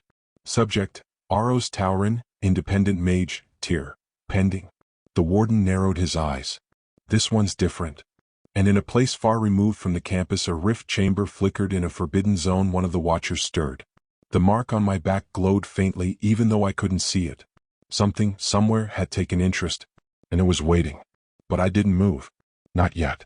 I just sat under that tree watching the clouds shift slowly overhead, listening to the sounds of spells in the distance, and the hum of a world that didn't know me yet. They don't see me coming. But they will. One spell at a time. The outer gates of Vale Forge shut with a soft echo behind me. Not loud. Not final. Just enough to feel like a line had been drawn. On this side of the line, polished stone paths, floating lecture towers, training fields pulsing with runes, and students in layered uniforms whispering about elemental theory and guild exams. On the other side, grinding dungeons. Burned clothes. Bloodied knuckles. Long nights alone. I kept walking. The path ahead led toward the ivory hall, the central tower where orientation would begin. The crowd was thicker than I expected. Hundreds of new students. Most wore guild tags or noble crests. They stood in groups already formed into circles. Friends, families, recommendations, referrals. I stood alone. No one noticed me until Kale walked past. He turned just enough to make eye contact, then smirked. Didn't think you'd actually make it through the gate, Talrin? I said nothing. He kept walking, flanked by 2 other students wearing Vanguard Guild insignia. Same posture, same confidence. But I saw something new behind his eyes. Caution. He remembered the last time we fought. Inside Ivory Hall, the air shimmered with enchantments. A projection crystal floated above the center stage, casting glowing diagrams of the university's layout. An instructor stood beside it. Long black robes, steel gray hair, no smile. Silence, she said, and the hall obeyed. I am Instructor Vela. You are now standing within the domain of Veil Forge University. You have earned your place. That does not make you safe. This place will not coddle you. It will refine you. Her words weren't harsh. They were clean, like a blade sliding from a sheath. You will be sorted today into combat, research, or tactical divisions. This is not based on your preference. It is based on your profile. She raised a hand and the system responded. Dozens of glowing panels appeared midair, one above each student. Student classification, combat path, assigned, Aros Talrin. I watched Kale's panel flash the same word. So did Sarah's. And Rin's. Of course, we were all on the same path. After the sorting, students began forming into orientation groups. Most joined their guild teams. Laughter, chest bumps, group chants. I didn't move. A few eyes drifted my way. One voice whispered, "That's the solo mage, right? The one with no guild." Another said, "I heard he cleared a trial that even second years failed." A third, "Probably a fluke. Or a system bug." I ignored them all, until someone else spoke. Not loud, not cruel, just curious. "You don't wear your mark." I turned. The speaker was older, second year at least. Robe lined in silver thread. Staff carved with twin cores. She didn't introduce herself. She didn't need to. I felt her mana before I saw her smile. Instructor level pressure. "You walk like someone with no leash," she said. "That's rare around here." I didn't answer. She didn't wait. Her eyes flicked once to my shoulder, where the mark from the trial still faintly pulsed under my skin. Then she vanished into the crowd. I found a quiet corner in the training field after the session ended. No students nearby. Just the wind and the sound of spell impacts from distant drills. I pulled up my system window. Name, Aros Talrin. Level, 13. Skills, Fire Bolt, Arcane Pulse, Surge Chain, Blink Step, Mana Sense, Ember Cage. Title, Relentless Initiate. Path, Combat Division, Mage Corps. Affiliation, none. Beneath it, a faint line flickered. Observer tracking active, moderate tier. You are being watched. I stared at it for a while, then closed the window. Let them watch. I'm not here to play by their rules. Veil Forge didn't believe in casual training. Everything was logged. Every movement watched. From the moment we stepped into the Combat Division's central yard, the system began tracking each student's spell efficiency, casting form, dodge timing, and mana control under strain. But that wasn't the part that mattered most. It was who you trained with. By the second day, circles had formed. They weren't guilds. Not officially. But they worked the same way. 3 to 5 students. Balanced builds. Mutual trust. Shared slots in practical exams and dungeon sims. The instructors encouraged it. The system rewarded it. And the students knew what it meant. Join the right circle and you gain protection, prestige, invitations to closed field trials. Fail to join one, and you were just another body. Alone. I didn't join anyone. I watched. Observed the formations. Noted who moved well, who just wanted to be seen, who copied techniques instead of building their own. And I trained. Every day. Solo. It didn't take long for whispers to return. He's going to burn out. No circle backing him. Maybe he can't cast outside his trial comfort zone. Or maybe he's waiting for a higher offer. Kale didn't wait. He built his circle fast. 3 handpicked students from Vanguard. All with frontline classes. 1 shield user, 1 wind caster, and a heavy striker who used shockwave gauntlets. He called them Iron Veil. Loud name. Loud style. Every time they trained, Kale made sure to line up close to me. Not a word spoken. Just presence. A reminder that he was watching. That he was waiting. The only people who didn't treat me like a curiosity were Rin and Sarah. They didn't push, didn't crowd. They just existed nearby, like quiet gravity. On the fourth day after an afternoon sparring session, I found Rin sitting under the same shade tree I liked near the mana channel lines. His fox spirit slept curled around his legs. "You don't talk much," he said as I approached. I raised an eyebrow. "That's supposed to be ironic?" He smiled softly. "A little." He shifted, tapping the ground beside him. I sat. For a few moments, we just watched students in the distance practice long-range spell triggers light bending around crystal pylons. "Circle's closed today," Rin said. "After this, we're locked in a week." "I know." "Got offers." "For taking any?" I shook my head. He didn't look surprised. "I'm starting one," Rin said. "Temporary. Just 3. Me, Sarah, you." I looked at him. He didn't flinch. "She's not part of any circle either," he said. "Said she doesn't trust students who talk too much." That sounded about right. I stayed quiet for a while, then asked, "Why me?" "You think like someone who already knows what he's chasing." I thought about that, then nodded once. "I'm in." Sarah didn't say much when we met later that night to confirm the circle. She glanced between us, adjusted her bowstring, and just said, "Try not to slow me down," which, coming from her, was a compliment. The next morning, the combat division board lit up with circle logs. Most had bold names: Steel Rain, Azure Fong, Ember Forge. Our name? Temporary Circle, Shade-Bound, Members, Aros Taurin, Rin Solon, Sarah Vale. No symbol, no fanfare, just names on a list. Kale saw it, and smiled the way wolves smile when they smell blood. Later that day, the circle trials were posted. We were assigned our first task: Simulacrum Rift, Training Tier 1. Team Objective: eliminate all hostiles. Bonus condition: complete within time limit. Optional: no injuries. 3 days to prepare. Then we step into a controlled rift environment, one designed to push circles into real-time coordination and failure under pressure. Most students were nervous, some excited. Me, I was ready. Because this wasn't about winning. This was about proving something. Not to them, to myself. Let them underestimate me.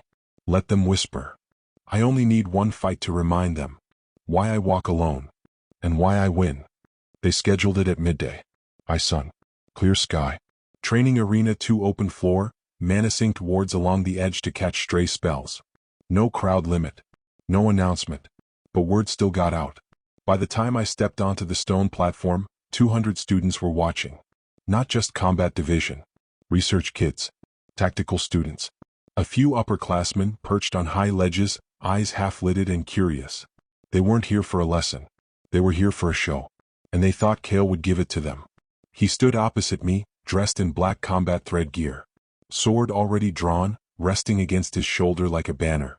His circle iron veil stood behind him at the edge, watching quietly. Kale didn't smirk this time.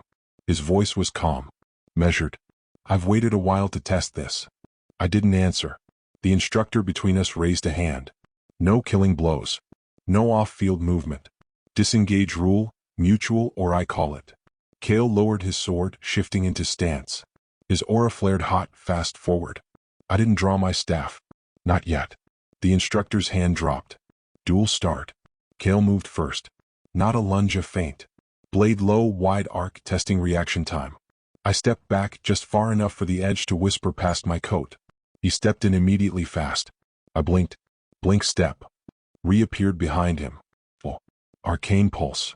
The burst cracked across his back. He staggered but didn't fall. Turned sharply, swinging upward. I ducked, planted one hand against the stone, and rolled left.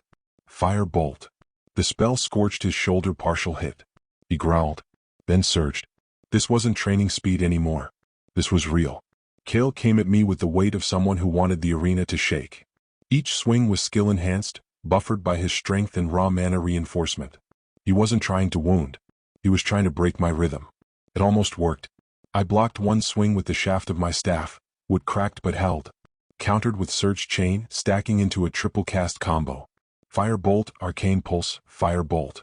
The second hit dazed him. He fell to one knee only for a moment, then drove his blade into the ground. Shockwave skill. The stone ruptured. I blinked high midair. Too exposed. Kale leapt after me. Sword above his head. Too slow. I twisted my fingers midair and whispered, "Ember Cage." Chains of searing light snapped into place around his arms and legs. Mid-leap. The fall was ugly. The crowd gasped. Kale hit the ground hard. Rolled.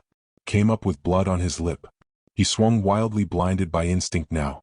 I didn't press. I stepped back. Quiet. Staff still lowered.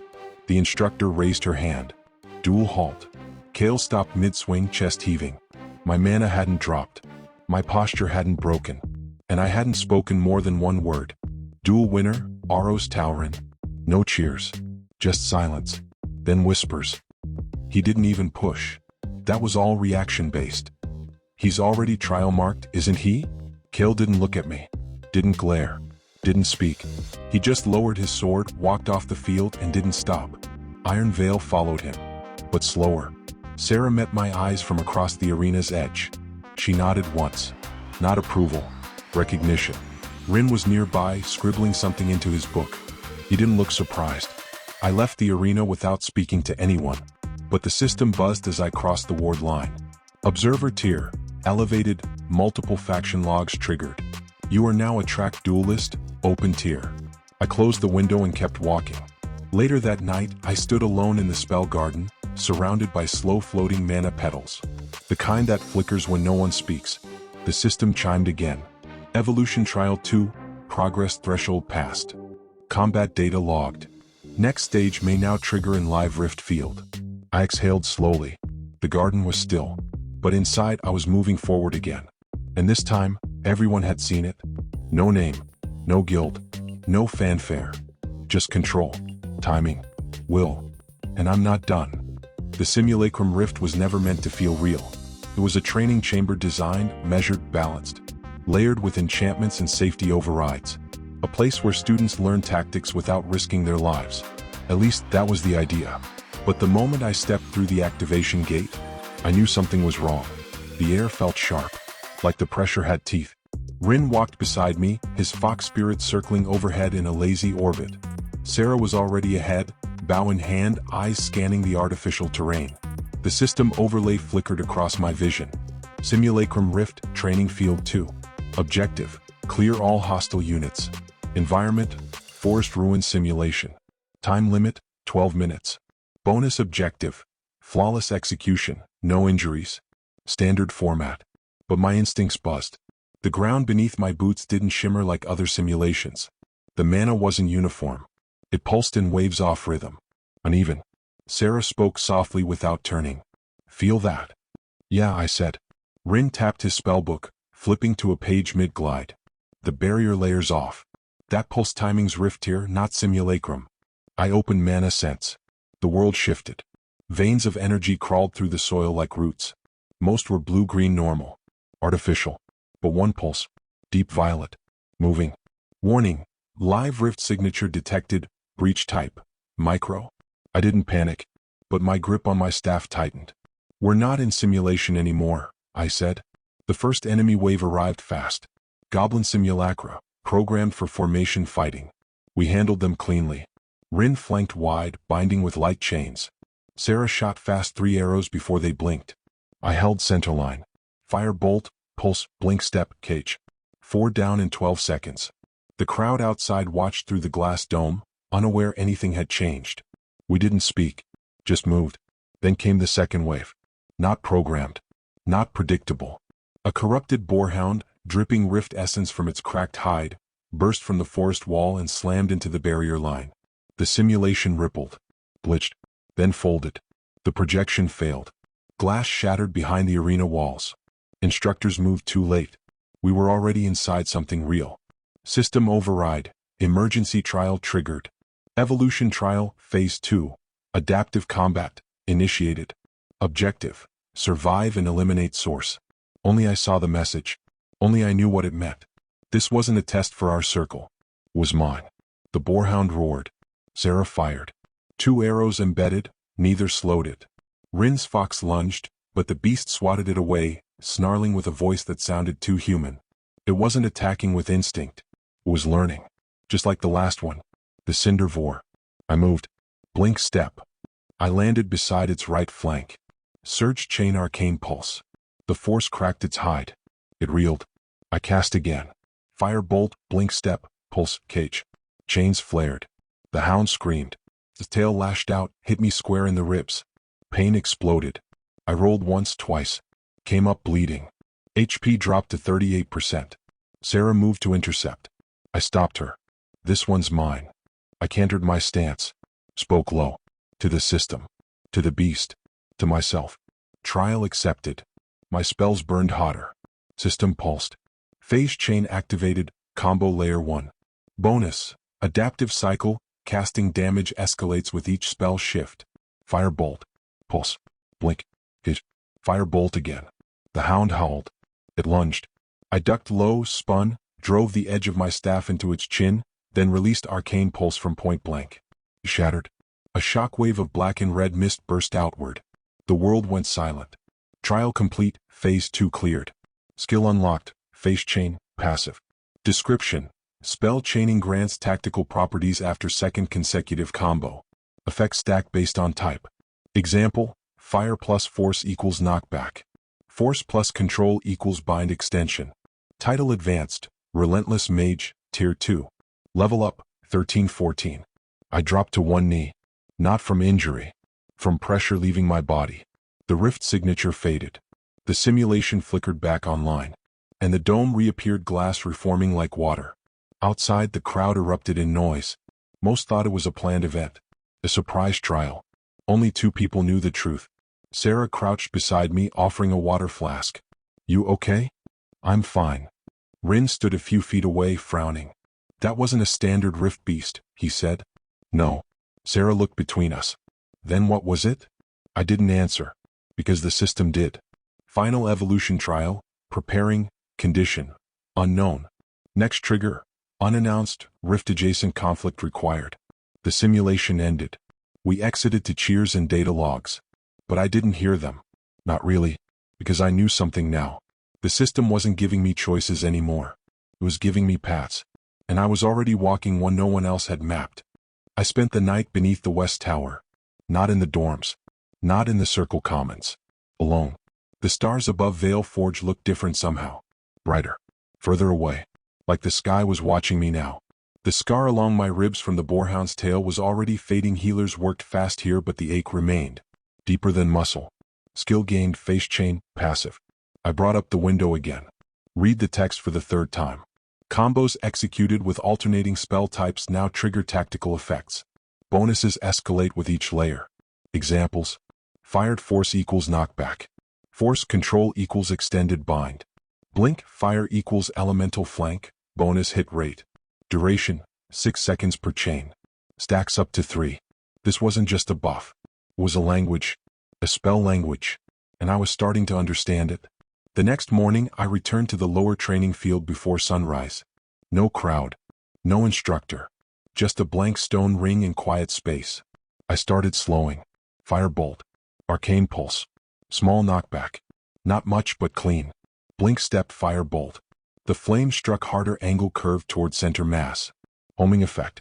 I smiled. Fire, blink, pulse, cage. The entire spell chain glowed gold for half a second before the system pinged. Phase chain tier 2 combo recognized. Bonus, stagger plus auto pivot. I staggered back from the recoil. Too fast. I knelt, breathing slowly. It's working. But I needed more control.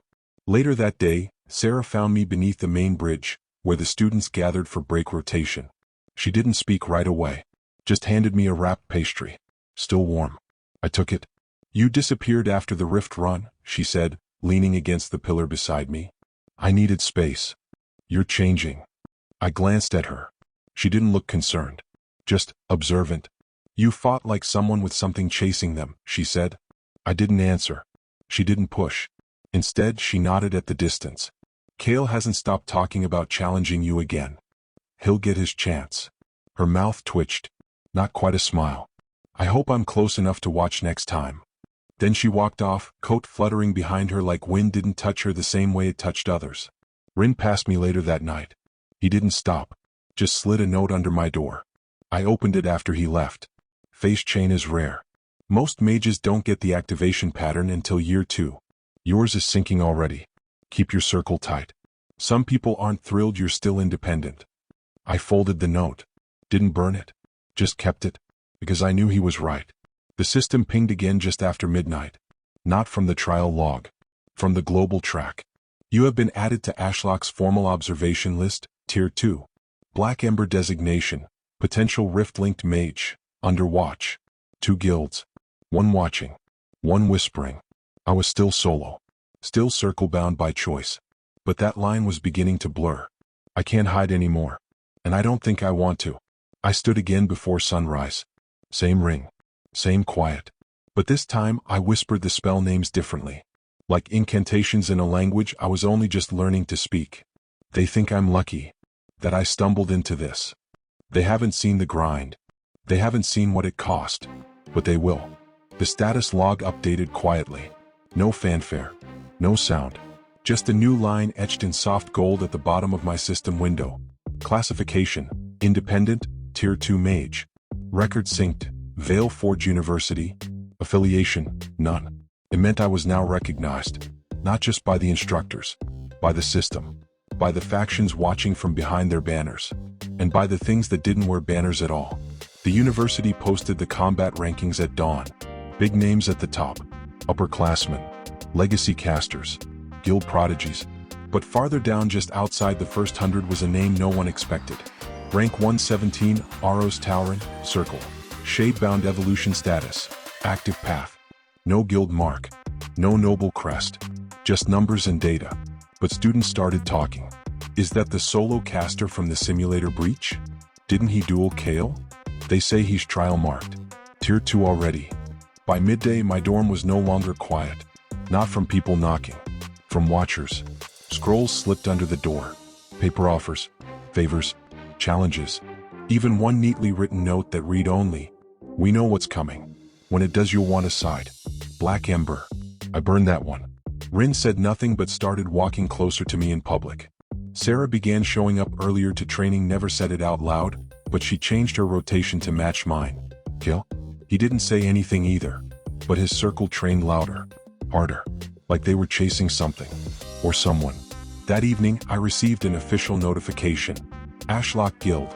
Formal endorsement offered. Provisional contract included. Details, strategic independence maintained, but Tier 2 observation continues. Support access granted for final trial. I declined. No message. No apology. Just a clean refusal.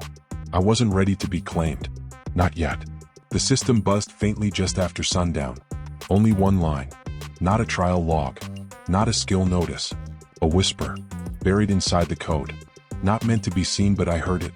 Final evolution trial. Stirring, awaiting anchor. And at the same time, beneath the west wing of Vale Forge, beyond the sealed archive chambers, a hidden layer of the university's magic grid flickered. A rift signature pinged. Small, quiet, but old. Older than it should have been. In the dark beneath the spire, a figure stood cloaked in shadow. Not a student. Not a guild mage. But something else. Rift touched. Mat. Watching. In one hand, it held a crystal etched with Aros Taurin's name. The voice behind the mask whispered only one line. So, the mage who burns without cost has survived this far. Let's see how deep we can bury him. And above it all, in the stillness of my dorm, I sat with my staff across my lap, reading the trial logs again. Quiet. Alone. But not invisible anymore. They want a name to fear? I'll give them one. And when the next rift breaks open, I'll be the first one through. It began with a knock. Not at my door. On my system. Summons issued. Archivist Morel, clearance level. Crimson tier. Appointment time. Immediate. Location. Archive Spire, Sector Null. Most students didn't even know Sector Null existed. And those who did didn't talk about it. I didn't hesitate. I grabbed my staff, slung my coat, and walked. The archive spire stood taller than most towers in Vale Forge, but it leaned slightly. No enchantment corrected it. Some said it was on purpose. Others said it wasn't the tower that tilted but the space beneath it. Inside, the walls pulsed with layered memory. Spell formulas. Sealed records. Wards older than guild lines. I followed the summons downward. Past locked doors. Past whispers. Until I reached the final chamber. A woman stood at the far side, white robes layered with silver stitch, hair bound tight with floating threads of glyph light. She didn't turn when I entered. Just spoke. You've drawn attention. I know. This isn't about guilds. Good. She turned, then eyes gray, lined by sleepless clarity. I'm Archivist Morel. My job is to monitor system anomalies. You're one of them. I didn't argue. She gestured toward a table. On it, a map. Frayed. Below Veil Forge's west wing, deep beneath the ritual garden, was a space labeled only. No designation, mana active, unexplained stability. We found this 3 weeks ago, she said. The mana there doesn't respond to scans. It echoes. How? Like it's remembering something. I watched her carefully. You want me to investigate? No, Morel said.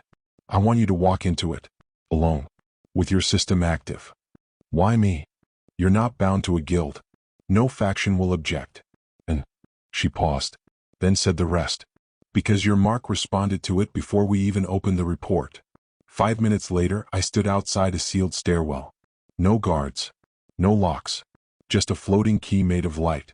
The system pulsed. Unregistered zone detected. No historical anchor. Access granted. Relentless class signature verified. I reached forward. Touched the key. The door opened. And everything I knew about Veil Forge began to fall away. Not every trial is born above ground. Some wait in the dark until someone is foolish enough to listen. I just stepped into that silence. And something somewhere was already listening back. The stairwell led nowhere. It spiraled down for 27 floors, then stopped. No door. No chamber. Just open space. And light that didn't come from anywhere. I stepped forward and gravity shifted. The floor rippled under my boot, like I'd stepped into a pool without water. Entering zone. Unnamed structure, echo layer active. System. Engaging playback access for trial candidate, Relentless tier. The air around me shimmered. And the world blinked. I stood in a hallway. Not made of stone or magic but light. Not smooth. Not clean. Broken. Glitched like a memory half-loaded. Figures flickered into view ahead, ghosts of the past. Mages in long robes, faces blurred by time. Their voices didn't reach me. Their mouths moved. Their hands gestured. But no sound came. Then one of them turned. Looked at me. Not directly. Just toward where I stood, as if he once knew someone would be here. The moment shattered. Light fractured. And the hallway shifted again. This was no ordinary understructure. This was a memory space. A sealed system function. One that played fragments of what had been hidden too deep for the rest of the world to reach. Mana echo detected. Subject, pre-system era trial. Projected role, prototype evolution initiate. Status, failure. Result, classified. I walked forward. More echoes bloomed into being. A chamber of mages arguing in silence, gesturing toward glowing spell cores, crumbling sigils, an unstable portal flickering in a far wall. A trial gate. I recognized it. Not by sight but by pressure. That gate had led to something that didn't belong in this world. And they had sent someone into it. The next echo showed a single figure walking forward. No armor. No weapon. Just robes. They vanished through the gate. And never came back. Echo archive fragment loaded. Transcript begins. Suddenly the room dimmed. A voice, calm, male, distant, spoke, echoing not in the space but in my mind. The cost was supposed to be manageable. We calculated the burn rate. We trained him to withstand collapse. But we were wrong. The system evolved faster than we did. It learned. The audio ended. The hallway flickered. A new path opened to the left. I followed it. Deeper now. The light grew colder. The walls began to pulse, not like stone, like veins. I reached a chamber shaped like a dome, lit by runes that no longer glowed, only flickered. At the center was a chair. Simple. Stone. Empty. A panel hovered above it. Old system code. Fragmented. Barely readable. But I caught enough. Prototype trial. Result. Rejected. Subject name. Unknown. Title. The first Relentless. System notes. Burn cost override caused cascade failure. Subject endured for 37 minutes before record erased. Memory chain severed. My hand closed slowly around my staff.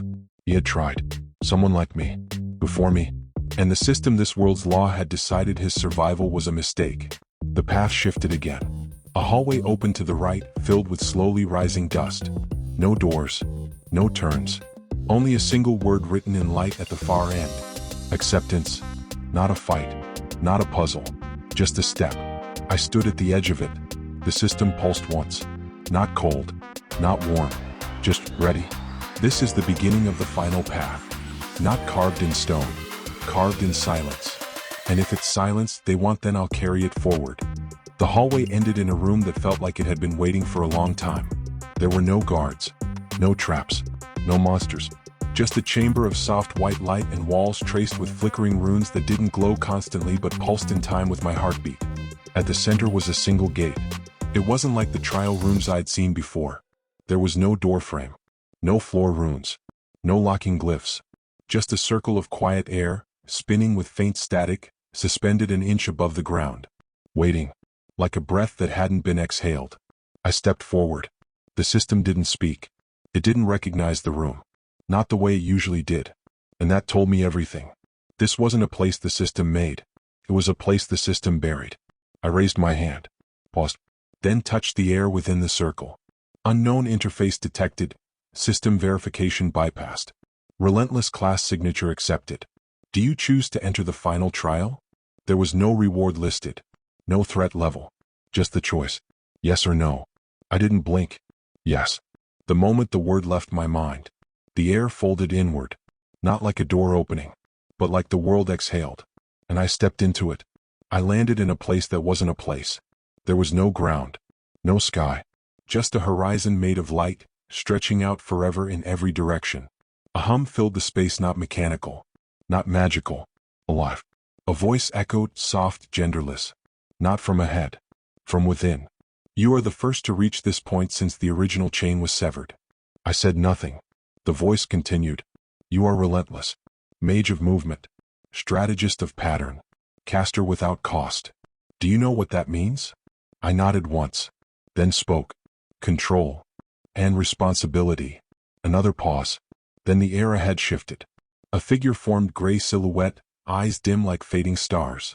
He looked like me. Older. Tired. Burned from the inside out. He didn't move. Didn't speak. But the system did. This was the first. He took the path. Endured the cast. Chose to fight. And lost. The system erased him. But memory does not vanish. It echoes. The image flickered. The figure turned his head toward me. He chose evolution through rebellion. Now the path is yours. You may accept the final form of the relentless mage. Or turn from it and remain unchanged. A new interface opened. Only two choices. Evolve, accept final trial. Rift brand strategist. Trait. Mana mapping, you can read battlefield mana flows in real time. Trait. Spell pivot, casting direction can adjust mid-cast. Trait. Rift suppression aura, slows rift creature adaptation. Cost. Permanently marked by observer entities. Decline, remain relentless mage. Maintain current advantages. Avoid direct system tracking. Trial lineage ends here. No stat boosts. No damage multipliers. Just tactical changes. And permanent consequences.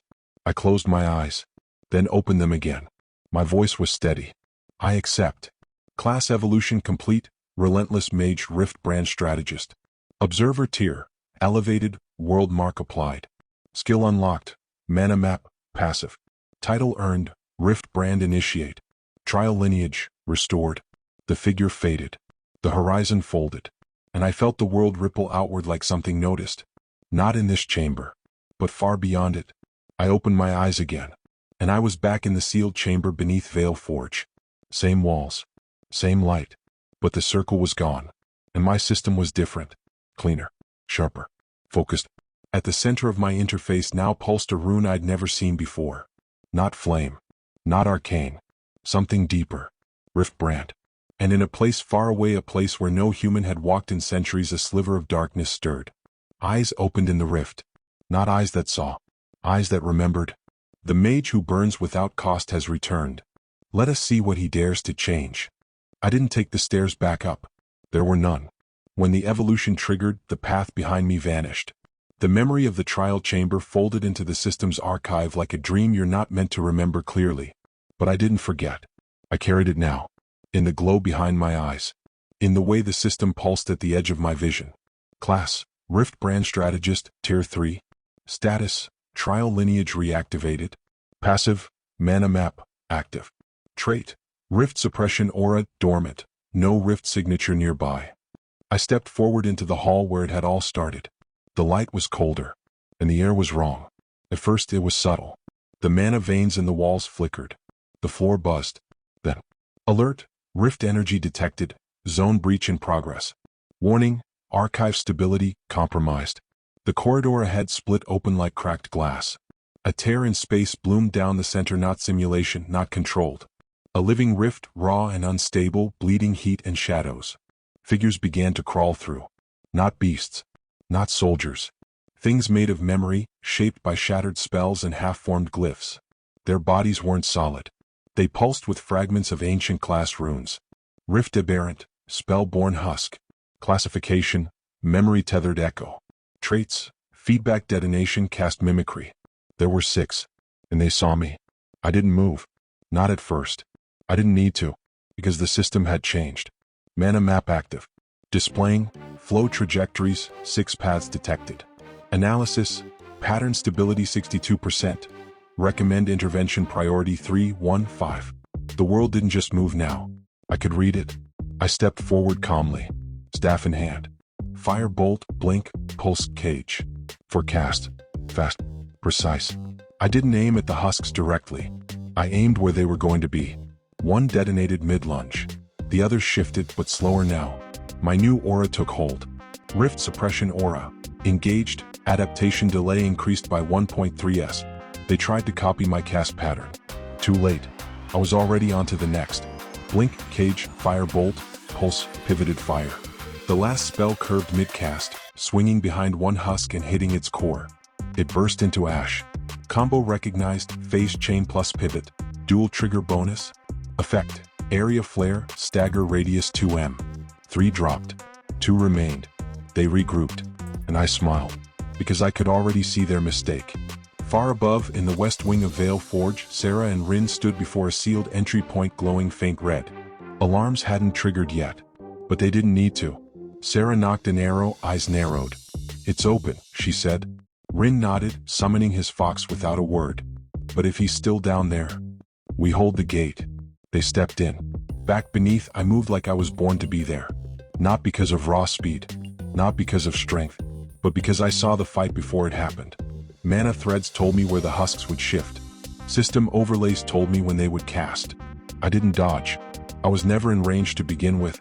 I ended the last one with a soft whisper. Cage, pulse, fire. It didn't even scream. Just folded back into the rift it came from. Rift signature collapsing. System stability, returning to neutral. The space around me flickered. Wards reformed. Runes resealed. Then silence. I walked to the center of the broken corridor. Placed my hand on the rift seal still shimmering faintly in the air. It pulsed once, resisting. Then dimmed. Seal reinforced, mana signature. Rift brand verified. Just like that. It was over. 5 minutes later, Rin and Sarah reached the gate. Weapons drawn. Ready. But all they found was me. Standing still. Breathing slow. The light behind me steady again. Sarah lowered her bow. Rin let out a breath he'd been holding too long.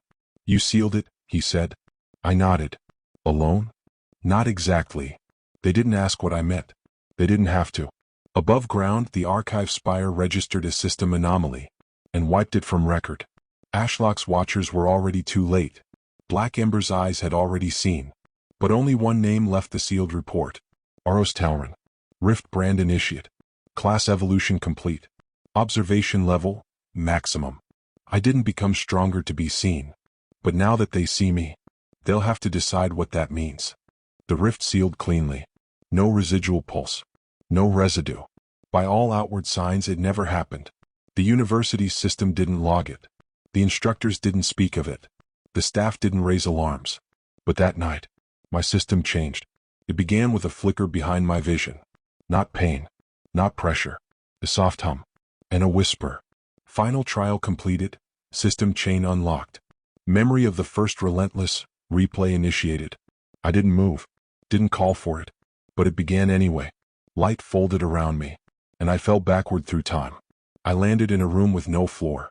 Just a suspended platform over a sea of broken spell code and fragmented trial glyphs. The air tasted like old magic. Ahead of me stood a single figure. He wore no cloak. No armor. Only a long robe etched with runes that shimmered faintly familiar. They matched the ones that now pulsed under my skin. His eyes were gray. His voice was calm. You came further than I did. I didn't speak. He didn't mind. This place was once meant to be part of the system, he said. A chamber to record those who passed the evolution line. But when I passed it, the world chose to forget me.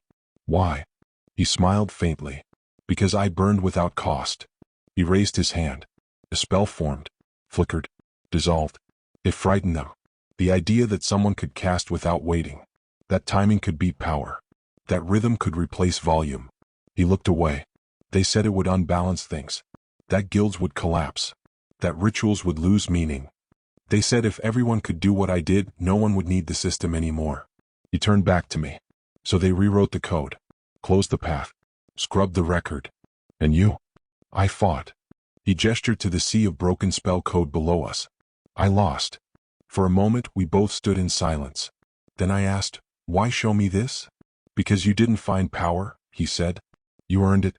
You learned how to survive without leaning on force. You made control your language. I nodded slowly. He stepped forward, placed a hand on my shoulder.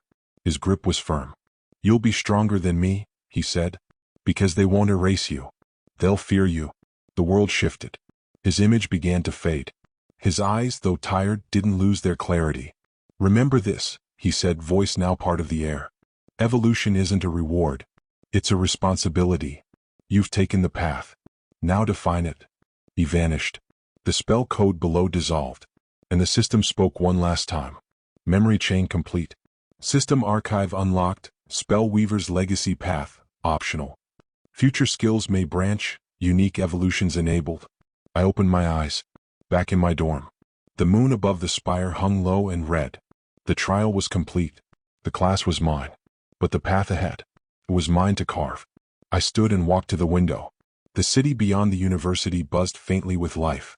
Carriages, lights. Awakened students preparing for duels, lectures, or faction games.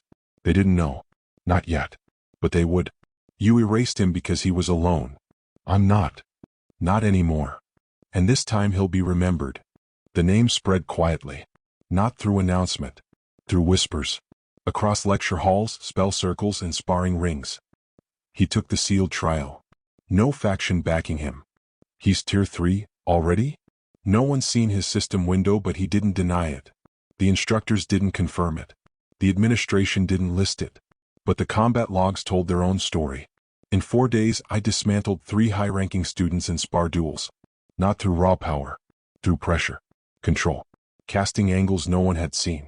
Pivots mid-sequence. Knockbacks that landed from the wrong side. The system couldn't model my rhythm anymore. It could only react. I trained earlier now. Before sunrise. The air was clearer then. Quieter. The system overlay that floated in the corners of my vision felt more like instinct now. I didn't see numbers when I looked at the field. I saw movement. Mana flow. Timing gaps. Spell layer drift. It was like walking through the battlefield before it happened. Rin sat beside me in the north courtyard one morning, eyes narrowed over his notes. You're different now, he said softly. You've said that before. This time it's not a compliment. I looked at him. He didn't look hostile. Just focused. Different how? Like you're thinking in moments that haven't happened yet. He flipped a page. Which means when they do, we're all just catching up. I didn't deny it. Because he was right. Sarah joined our session that afternoon. She didn't speak. But she didn't miss anything. After 10 minutes of sparring, she lowered her bow and said, "You're not testing combos anymore." I paused. She tilted her head, eyes cool. "You already know what works." I nodded. "Then what are you testing?" "Myself." That night, a sealed letter appeared under my door. Black wax. No crest. Just one word across the fold. Invitation. I opened it slowly. Inside, in precise handwriting. Aros Tauren. You have walked further than the factions allow. You cast without cost. That makes you dangerous. We'd like to see how far that danger goes before others try to erase you. Come alone. Tower 5. After the bells. No signature. But the scent of the seal carried a trace of obsidian ash. Black ember. I stood beneath Tower 5 at midnight. The stones were old. Untouched by student banners. The door opened without a sound. Inside dark hallways. Floating lanterns. Cold air. I walked slowly. And at the top, waiting. A figure in gray-black robes. Masked. One eye covered. A blade at his hip. Not drawn. He spoke with no ceremony. You've woken something. I know. You've done what no one else has done in 20 years. I didn't do it to impress anyone. He chuckled. I didn't say you did. Then silence. Finally he stepped closer. His voice low. Measured. You're not the only one the system buried. He reached into his coat, pulled a slip of parchment, and offered it. I didn't take it. Not yet. What is it? A list. Of what? Names the system remembers, but the world has tried to forget. I looked at him. Quiet. He didn't push. Didn't demand. Just held the list steady. I took it. On the way back through the quiet halls of the tower, the system buzzed once. Soft. Like a whisper across glass. Black Ember interest logged. Strategic tier. High. New path. Unlocked hidden trial thread. Mage breaker echo. I didn't know what that meant yet. But I would. You feared what I'd become if I burned without cost. Then watch. Because I haven't even started. I returned to Vale Forge beneath a quiet sky. No horns. No announcements. No fanfare. Just the soft rustle of night wind across the spire rooftops, and the low hum of enchantments embedded in the university walls. Students still moved through the halls chasing duels, classes, reputation. But none of them looked at me the same way. Some glanced, then looked away too fast. Others watched too long. A few said nothing at all, eyes narrowed, calculating. It wasn't about the trial. It was about what came next. Because for the first time, no one knew what I was going to do. The next morning, Vale Forge's observation logs quietly updated. No fanfare. Just system-level adjustments. Student, Aros Tauren. Tier 3. Class, Rift Brand Strategist. Circle Shadebound. Affiliation, Independent. Status, Evolution Path, Complete. Track, Unclassified. The last line raised more questions than it answered. And that was the point. Ashlock responded first. A message brief, formal. We rescind active sponsorship interest in Aros Tauren until further review. Strategic alignment unclears. They didn't blacklist me. They didn't challenge me. They stepped back. I didn't respond. Because I wasn't surprised. 2 days later, Rin handed me a sealed envelope during training. From Sarah, he said. She didn't want to talk? She said if you opened your mouth, you'd ruin the moment. Fair enough. I opened the note. Just 4 words. We're still walking with you. I folded the paper and kept it. Didn't burn it. Didn't speak. But I trained harder that night. The university said nothing about the rift breach beneath the archive. No reports. No warnings. No public memory. But the instructors moved differently now. When I entered a hall, they noticed. When I stepped onto a training ring, they logged it. The world didn't call me a threat. Not yet. But it had stopped pretending I was invisible. Black Ember moved next. Not with words. With presence. One morning, as I walked through the northern corridor, a masked figure passed me. No words. No pause. But a second figure passed behind. Dropped a slip of obsidian-inked parchment into my coat pocket. A second path exists beneath the final trial. We will speak again. I didn't turn. Didn't nod. But I knew the game had changed. That night, I stood again beneath the stars outside the training court. No staff in hand. No system window open. Just me. And silence. My mana flowed clean. The casting rhythm I'd built felt lighter now, less like a technique, more like a language only I spoke. And in the quiet, the system buzzed once. Not with a quest. Not with a warning. Just a simple log. Observation tier, world class. You are no longer hidden. Somewhere beyond Vale Forge, in a darkened rift chamber sealed by 5 layers of containment glyphs, a presence stirred. Not a monster. Not a creature. A mind. Watching. Its voice echoed only once, soft enough to vanish in moments. The relentless mage has returned. Let's see if he survives what we remember. And back in my dorm, I sat quietly with the lights off. Eyes closed. Hand steady. Heart calm. I didn't want attention. I wanted answers. But now they're watching. And if they're going to see me, then I'll show them everything. The letter arrived just after sunrise. No seal. No crest. Just an envelope on my desk waiting like it belonged there. I broke the wax and read slowly. Aros Tauren. Your class tier and combat log have been reviewed. You are to deploy on your first observation mission under Vale Forge's Independent Assignment Directive. Location, Meyerstead. Objective, Survey rift fluctuations and confirm system integrity. Team Shade-bound Circle authorized. Oversight personnel may be present. Do not resist monitoring. Signed, Instructor Morel. Archivist, Crimson Tier. I folded the letter. Didn't speak, because I knew exactly what this was. A test. Not of power. Of control. By noon, I stood at the southern gate of the university. Rin arrived first. Light armor. Satchel packed. Fox spirit curled behind his shoulders like coiled wind. He didn't ask what the mission was. He just said, "Field deployment already?" I nodded. Sarah joined soon after, tight braid, reinforced bow case, a half smile like she'd already seen the trouble coming. "Bet they expect you to fail quietly," she said. "Let them expect." She nodded once. No more needed. A transport crystal flared behind us. We turned as a figure stepped out. Tall. Pale cloak. Metal mask with 3 slits across the eyes. A watcher. He didn't speak. Didn't greet. Just stood at the edge of the platform as if his presence was enough. And it was. The system pinged. Observer present, monitoring active. Status, passive. Intervention threshold, 62%. Sarah looked at me. "What's that mean?" "It means," I said, stepping onto the circle, "they're not sure if I'm a problem. Yet." We vanished in a blink of light. Destination locked. And just like that, the surface of Veil Forge fell away. And I stepped into the next layer of the system's game. Meyerstead was too perfect. Stone-paved streets with no cracks. Tidy storefronts with smiling merchants. Children laughing in the distance. But the wind never changed. The shadows didn't drift. And the air was still too still. As if the town was holding its breath. The transport circle flared out behind us and sealed with a soft hiss. Sarah scanned the rooftops. Rin turned slowly, letting his fox spirit sniff the breeze. I just stood still and opened Mana Map. The world shifted. Mana Map, active.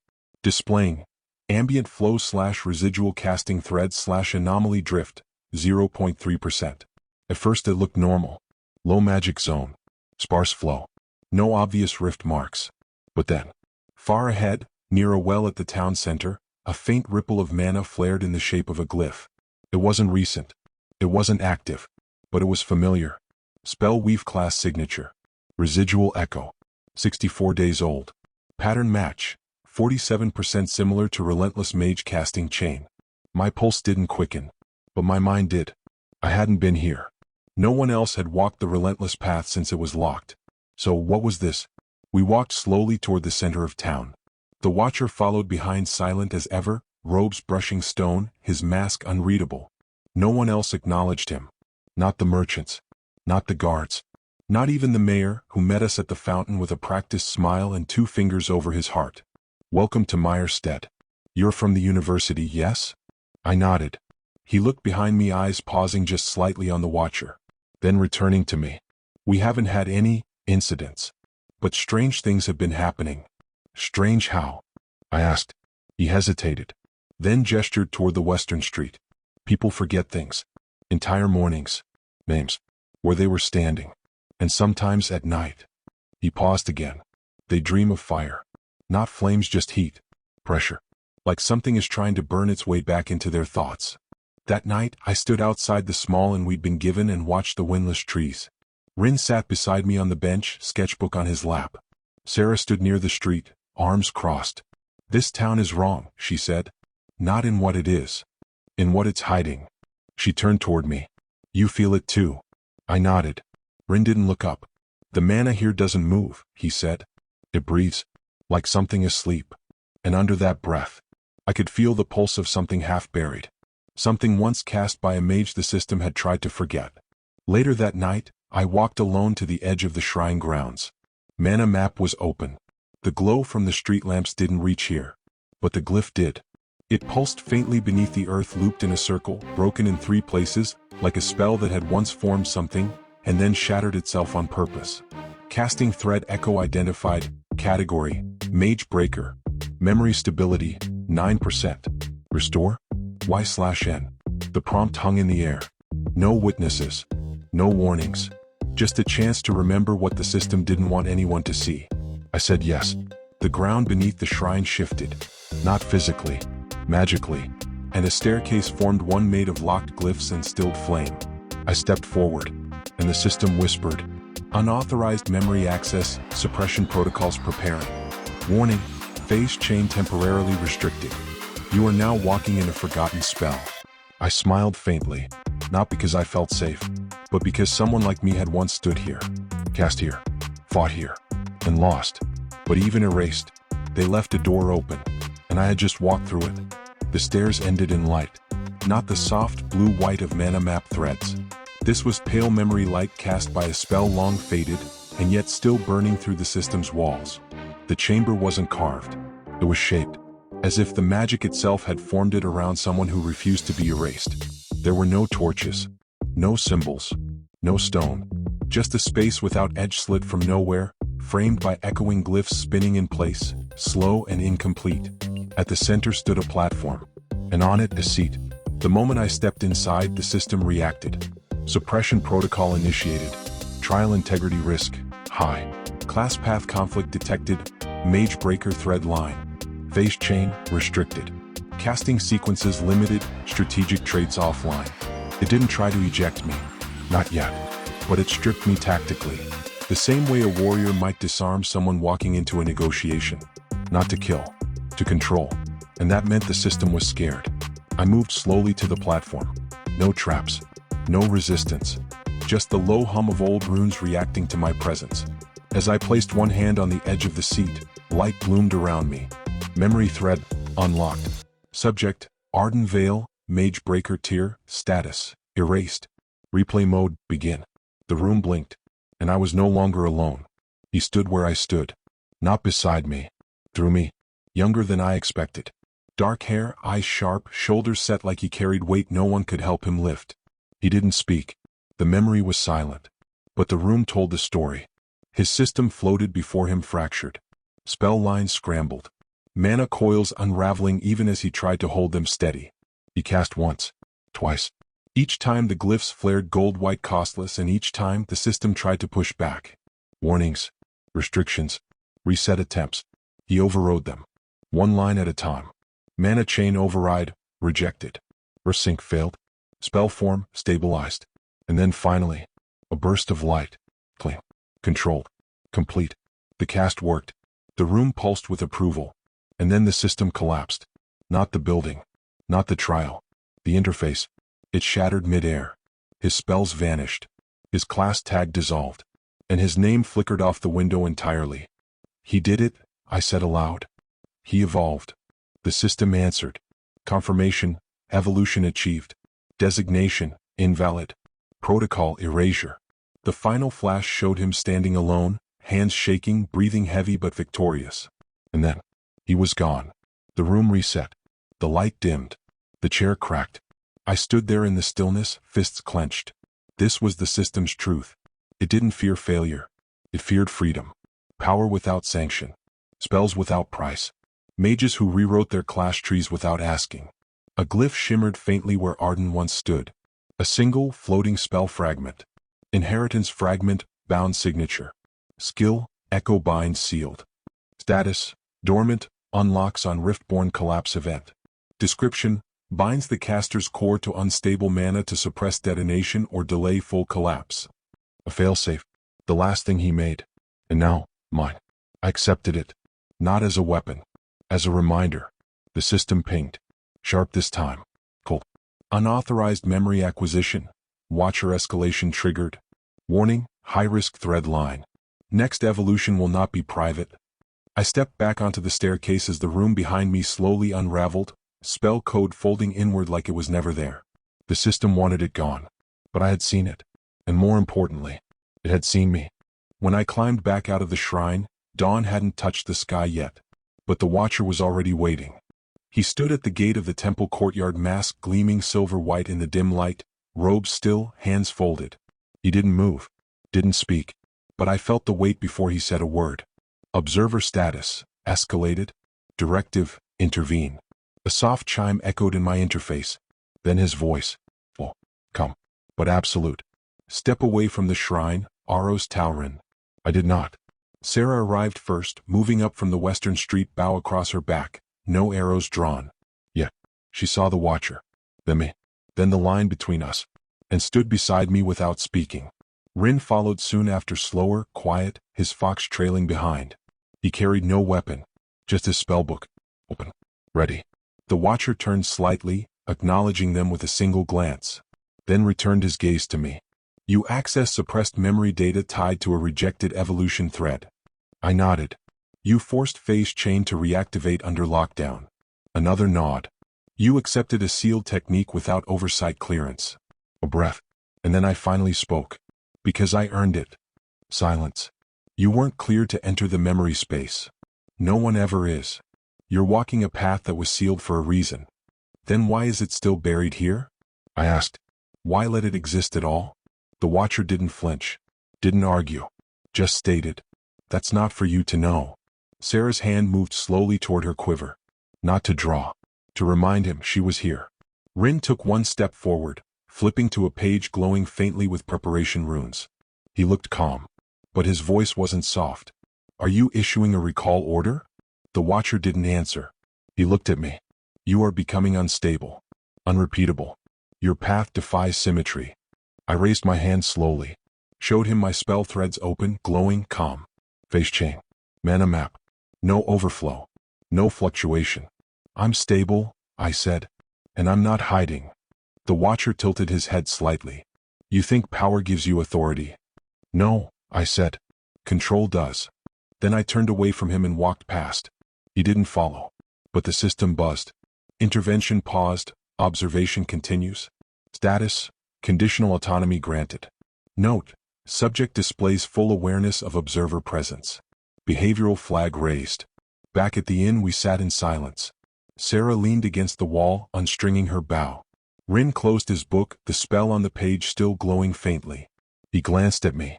You knew he'd come. I didn't think it'd be this soon. Will he return? Yes. Sarah looked up. And next time? I didn't answer. Because the next time wouldn't be a conversation. Later that night, I stood alone beneath the stars over Milstead. The town slept. But my system didn't. Echo bind, dormant, awaiting collapse trigger.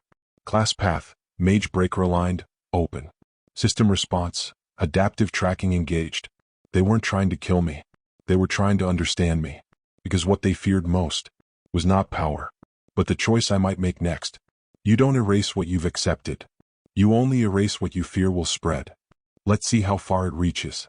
It began with a pulse. Not loud. Not physical. A ripple in the mana threads. I felt it first in my fingertips and itch across the edge of my cast-ready spell lines. The kind that told you something old was waking up. Mana disturbance detected, class-specific frequency. Source beneath Milstead. Echo thread, replaying final memory, mage breaker, Ardan Vale. I walked alone this time. No watcher followed. No Sarah. No Rin. The town still slept. But something beneath it did not. The shrine gate opened as if waiting for me. No glow.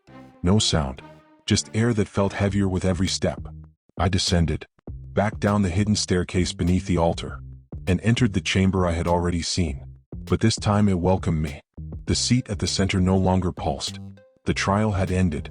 But the wall opposite the platform had cracked. Mana spilled faintly through the gap like a soul leaking from a wound. I approached it, hand raised. Final fragment available, mage breaker sequence. Accept?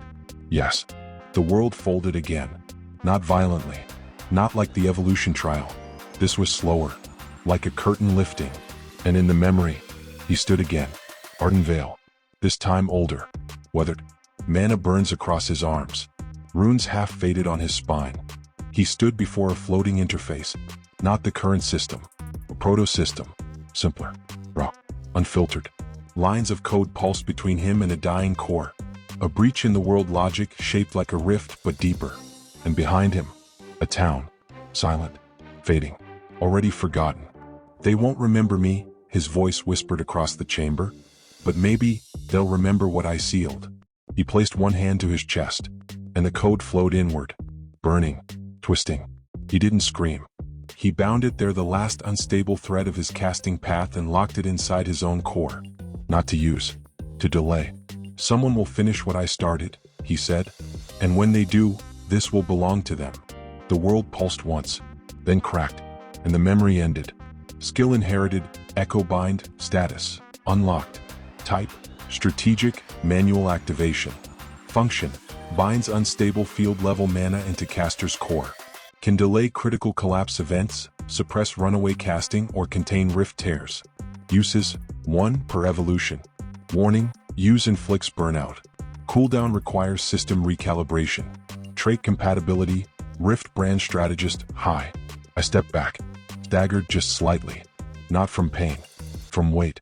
I now carried something that had once sealed a failure the system couldn't fix. And just as that realization set in, the ground shook. Alert! Rift signature detected. Proximity 0.4 kilometers. Rift anchor, forming. Type: constructive echo. Category: inversion loop. I closed my system window and whispered, of course, because the seal was never meant to last. Ardan's spell delayed it, but my presence finished it. I returned to the surface fast. Sarah met me at the alley beside the square. She looked at my eyes once and didn't ask questions, just readied her gear. Rin was already at the main gate, spellbook open, summoning glyphs cast on both palms. The sky above Milstead cracked with riftlight, and from the center of town, a shape began to rise. Not a beast, not a monster, a mirror. My staff, my cloak, my face. But the casting threads ran in reverse like they had never belonged to me. Inversion echo identified, simulated mage class. Traits: spell reversal, casting delay loops, mimic priority. Warning: target will learn your casting pattern mid-fight. The system chimed quietly in my ear. Echo bind available. Use recommended if mana collapse detected. I didn't move yet. Didn't cast. Just watched me rise from the place Ardan once died. This isn't a fight about damage. This is about message. The system is watching. So I'll let it see something it can't process. The reflection moved like I did. Same footwork. Same casting rhythm. But not the same intention. That's where it faltered. It cast for replication. I cast for control. The square had emptied. Meyerstead's people fled when the sky cracked. Rin and Sarah held the perimeter containment fields active, watching, ready to intervene. But this was my fight. The reflection raised its staff. Spoke no words. Just mimicked my casting thread from 2 days ago. Firebolt. Pulse. Blink. Hit. Same order. Same sequence. Same delay between spells. But I had already moved past that. I cast the same chain, but changed the pace. Pulse. Hit. Blink. Firebolt with pivot. The spell curved mid-air and struck from the side.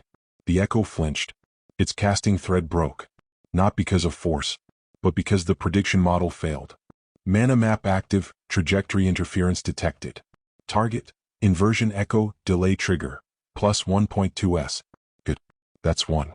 The reflection readjusted. Its threads pulsed faster now. It had already started adapting. Simulated phase chain detected. Warning: counter casting in progress. It blinked left. I blinked with it landing an inch closer than expected. Too close for safety. Exactly close enough for control. Pulse now. Point-blank force sent it skidding back, threads disrupted. But it cast again. Firebolt 3 in a row. Rapid. Almost unstable. I lifted my hand. Did not dodge. Cage. Chains of mana locked the bolts in midair before they could hit. They exploded harmlessly feet away.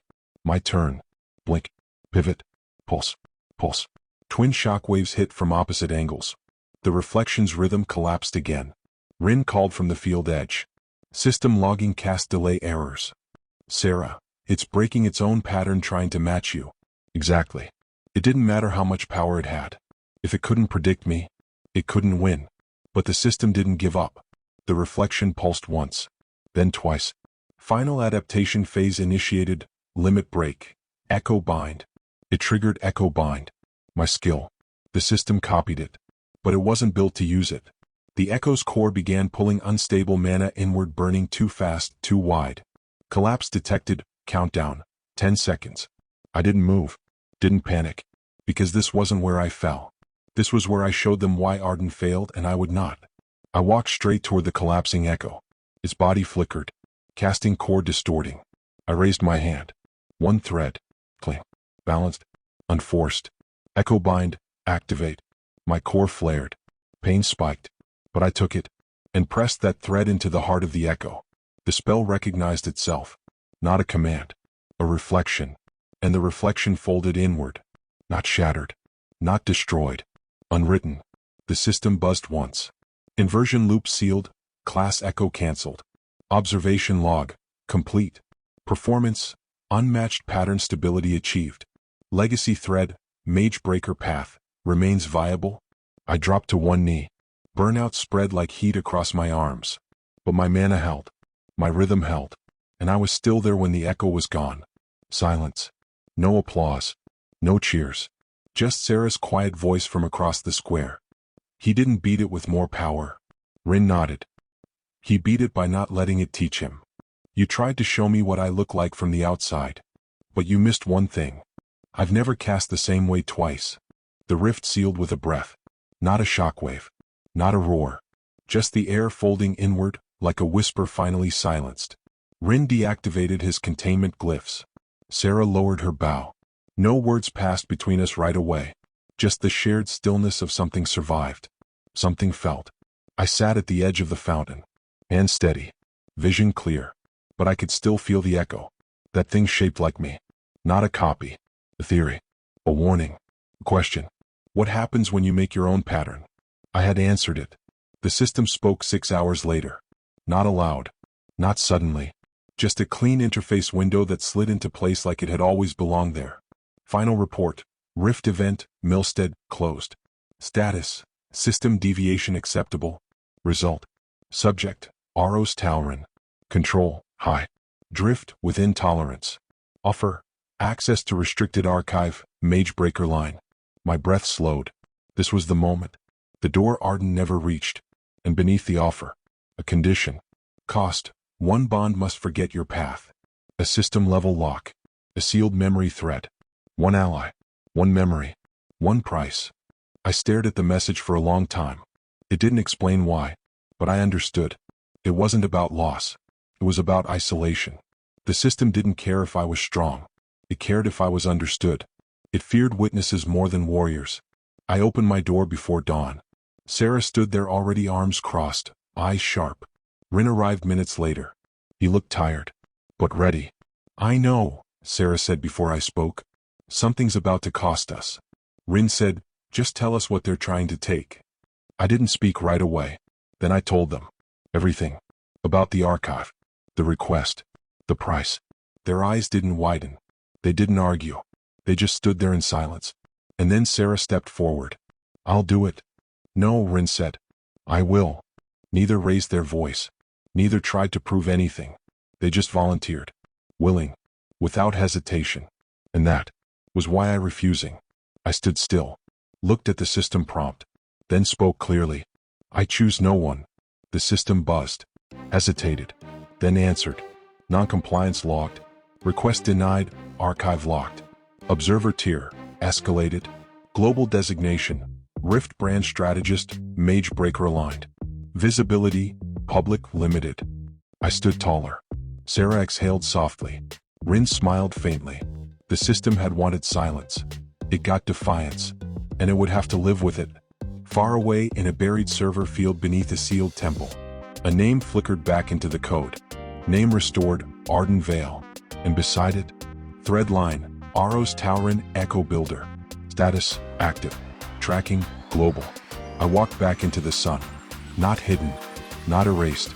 Still seen. And now, unforgotten. You can bury a spell. You can rewrite a name. But you can't silence memory. Not anymore. The message arrived in silence. Not through a scroll. Not from a courier. Just a system ping. Pling. Unavoidable. You are summoned to the Hall of Reflection, Tower 3, Tier 7. Reason, trial lineage observation. Time, immediate. I showed the message to no one. I didn't have to. The moment I stepped into the common hall, the other students stepped aside. Not out of fear. Out of curiosity. I wasn't a rumor anymore. I was a question. And some wanted answers. Others wanted me gone. The Hall of Reflection stood at the western edge of Vale Forge, built from transparent crystal that shimmered with system light. They didn't hold classes here. Only hearings, disputes, faction summits, and public correction. I walked through the mirrored archway. The system greeted me with artificial warmth. Observation match, Aros Talrin, Tier 3. Seating, solo platform, Field 2. Visibility, full audience tier. Public. Of course. Inside, 3 faculty sat behind the curved arc of the central seat. Not instructors. Adjudicators. 1 from the combat division. 1 from strategic magic. 1 from the archive tier. Beside them, floating above the floor, were observers from Ashlock, Black Ember, and 2 other minor guilds. Behind them, rising across the amphitheater, were students. Not hundreds, but enough. Enough to make this about more than a report. Rin stood near the lower entrance, not allowed past the guard line. He didn't call out. Just met my eyes and gave a single nod. Sarah wasn't present. Not yet. But her name flickered once in my system overlay. Message received, they're moving pieces faster than we thought. I stepped onto the dueling ring. Alone. And the system opened a new window. Combat evaluation initiated, Tier 3 review. Opponent, assigned. Conditions, suppressed assistance observation priority active. No explanation. No reason. Just control. A gate opened across the platform. Out stepped a boy dressed in precision-forged armor. Not bulky. Not clumsy. Built for speed and mana control. His rank badge was red gold. Rank 38, guild-affiliated, Ashlock backed. He didn't smile. Didn't bow. Just activated his system and waited. The audience leaned forward. The adjudicator raised one hand. And the trial began. The dueling field shimmered. Not with mana. With expectation. Even before the first move, the room shifted. Hundreds of eyes. System logs active. Watchers in shadowed booths above. This wasn't a test of combat. It was a test of compliance. And I wasn't here to pass. The adjudicator dropped her hand. Evaluation match start, combat priority logging active. My opponent moved immediately. Fast, efficient, clean footwork. A Twiblade caster, each strike paired with spell bursts. A rare build. Dangerous in close quarters. He didn't test. He committed. I blinked left. Blink step. Then cast. Pulse. Firebolt. Blink. The rhythm was familiar. But it stuttered. Not visibly. Not enough to alert the crowd. Just enough. Warning, cast delay, plus 0.3s registered. Possible cause, system sync drift. My hands tightened. A delay in phase chain. The system was slowing me. He struck with a horizontal cross slash, twin arc bursts flaring from his blades. I ducked under the first, rolled back from the second, then launched a staggered combo. Blink. Fire. Pulse. Another delay. Only 0.2 seconds. But enough to break the combo lock. The crowd didn't see it. But I did. And more importantly, so did the system. He came in again. I didn't dodge this time. I stepped directly into his casting line, raised my hand and triggered pivot fire at the last second. It curved around his shoulder, struck him clean in the back. His footing broke. The crowd gasped. I didn't press. Instead, I raised my staff and stood still. Phase chain, I said aloud, should have triggered a second layer bonus. No one answered. So I spoke louder. To the observers above, I'm casting with known variables. My rhythm is clean. I have burned through 3 successful patterns with no overload. Another delay warning flashed. I held up my hand, showing the casting lines still glowing clean across my fingers. No misfire, I said. No core bleed. And yet, you're slowing me. The crowd whispered now. The adjudicators didn't speak. Because this wasn't supposed to be public. But I had made it that way. The Twiblade caster came again. I let him. Blocked the strike with my staff. Stepped around. Cast nothing. Let him hit again. 2 glancing cuts. I dropped to one knee, visibly winded, not truly hurt. The system pinged. Assessment shift, tactical instability suspected. Delay logs public, updating observer feed. I smiled. There it was. You wanted to test my compliance? Then everyone's going to see what happens when you rig the game. I stood slowly. Wiped the blood from my lip. Raised my staff again. And began casting in broken sequences. Half-step delays. Rhythms that didn't match my usual chains. Spells that reversed order. The system tried to track. Failed. My opponent faltered. I blinked behind him. Whispered, pulse.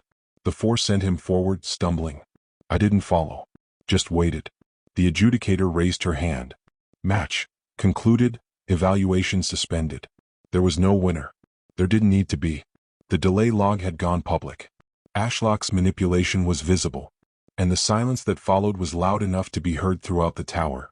Later, in the outer halls, Rin stood with arms folded. You didn't win, he said. No. But you weren't supposed to. No. He smiled faintly. Then you won. You tried to use the system against me. But you forgot, I'm the one it watches now. She didn't speak for 2 days. Not after the duel. Not during our usual morning drills. She showed up. Trained. Left before I could ask anything. But I saw it in her hands tighter on her bowstring. In her steps slightly faster. More deliberate. And in her eyes. Like something old had caught up with her. The message came on the 3rd day. Rin read it aloud even though he already knew she wouldn't answer. Sarah Vale. Summoned to Spire 9. Tier Circle Council. Immediate. No reason listed. There didn't need to be.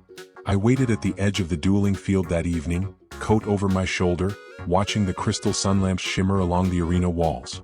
When she returned, she didn't look tired. She looked resolved. And that was worse. She dropped her quiver beside me and sat on the bench. Didn't look over. Just said, "They wanted me to leave you." I stayed quiet. She pulled something from her coat. A pendant. Circular. Bronze. Engraved with 3 symbols I recognized from old spell structure texts. I didn't speak, because I knew what it was. A founding seal. Sarah's voice was low. Steady. I'm not from a hunter line. She held the pendant between her fingers. My family built part of Vale Forge. One of the old circles. Strategic tier. They trained me in composite archery, mana binding, adaptive rhythms. All so I could apply for succession. Hold a chair. Take the name. She turned to me finally. Know what I did instead? I nodded. You walked outside. She smiled. And for the first time since I met her. It looked sad. They offered me silence today, she said. Public distance. Private support. Gold. Protection. Legacy if I just stepped away from Shadebound. And? I said no. She stood again. Tossed the pendant once in her hand, then threw it into the practice ring. It clattered against the stone. I'm not burning because of you, Aros. I'm burning because I already chose fire over permission. I stood with her. Watched the last flickers of dusk dance across her expression. Then said only one thing. I won't forget what it cost you. She met my eyes. And for once, didn't deflect. Good. Later that night, I opened my system and checked the new access logs. Sarah Vale, legacy status, forfeit. Current circle, shadebound. Observation tier, elevated, due to affiliation with trial lineage mage. No title. No benefit. No house. But she had something else. She had her aim. And she had chosen it. You were supposed to be someone else. And so was I. But here we are. Still walking. It started with a knock on the training gate. A soft one. Not rushed. Not urgent. Just firm. Intentional. I expected another challenger. Instead, I found 5 students. Not together. Not uniformed. All different years. All unknown. But they stood close enough that I knew why they were here. And none of them looked nervous. One stepped forward. Short, pale hair, coat scuffed at the cuffs like she trained with elemental discharges too often. Her voice was steady. You don't know us. But we know you. Another stepped in, taller, eyes flickering with system tint. We're not guild-backed. Not in circles. We've seen the way instructors treat you. The way you move when casting. The girl spoke again. We're not here for protection. We're here for permission. I didn't speak. So they did. Every year they tell us to walk the path they designed. Choose a class that fits. Choose spells that score. But you didn't just break your class line. You made it obey you. They looked at one another. Then back at me. We want to make something that doesn't require permission to grow. We want to learn to fight outside the mirror. Rin stood nearby, arms crossed, silent until now. Then he said, You're not starting a guild. You're giving people a shape to fill. Sarah leaned against the doorway, unreadable. But she didn't interrupt. I looked back at the group. Then finally spoke. Why now? The tallest one, thin, soft-spoken, answered. Because if we wait for someone else to make the space, we'll be waiting forever. They offered a name. Nothing flashy. Just a phrase whispered across back hallways and archived dueling logs. The Spark Guild. A circle for castaways. For independence. For those who didn't break rules to cause chaos. They broke them to survive. And now they wanted to stand under a banner that didn't ask them to erase where they came from. Just to keep walking. I said yes. Not because I was ready. Not because I wanted to lead. But because someone needed to say yes first. And maybe that was all this path ever really needed. Later that night, Rin sat across from me under the outer training arch. He didn't speak for a while, then finally said, "You do realize this means war, right?" I looked at him. I thought it already was. Let them try to stop it. The fire doesn't need a throne. It just needs a spark. The invitation arrived folded in silver-threaded paper. Ashlock didn't use paper anymore, which meant the message wasn't digital. It wasn't recorded, and it wasn't meant to be traced. Rin held it up between two fingers. "Do we burn it?" he asked. Sarah sat beside him, sharpening an arrowhead. "No," I said. "We answer it." She didn't look up. "Figured you'd say that." Ashlock's envoy met us in a side chamber below the mirror tower. No guards. No observers. Just the soft hum of warded silence and the low blue light of a spell locked in standby. The woman wore formal robes, no crest. No smile. She didn't sit. "You've drawn attention," she said. I stood across from her, coat folded at my side. "I've drawn a lot of things." Her voice remained neutral. "Your visibility tier is affecting recruitment across Vale Forge. The dueling logs from Milstead are being cited in 5 minor circle breakouts. You've unintentionally become a destabilizing force." "I'm not surprised." She didn't blink. Then she made the offer. Clean. Quiet. No threats. Ashlock will fund your circle independently. You'll remain unaligned publicly. But your trial lineage will be masked. Your casting record sealed. In return, no more public challenges.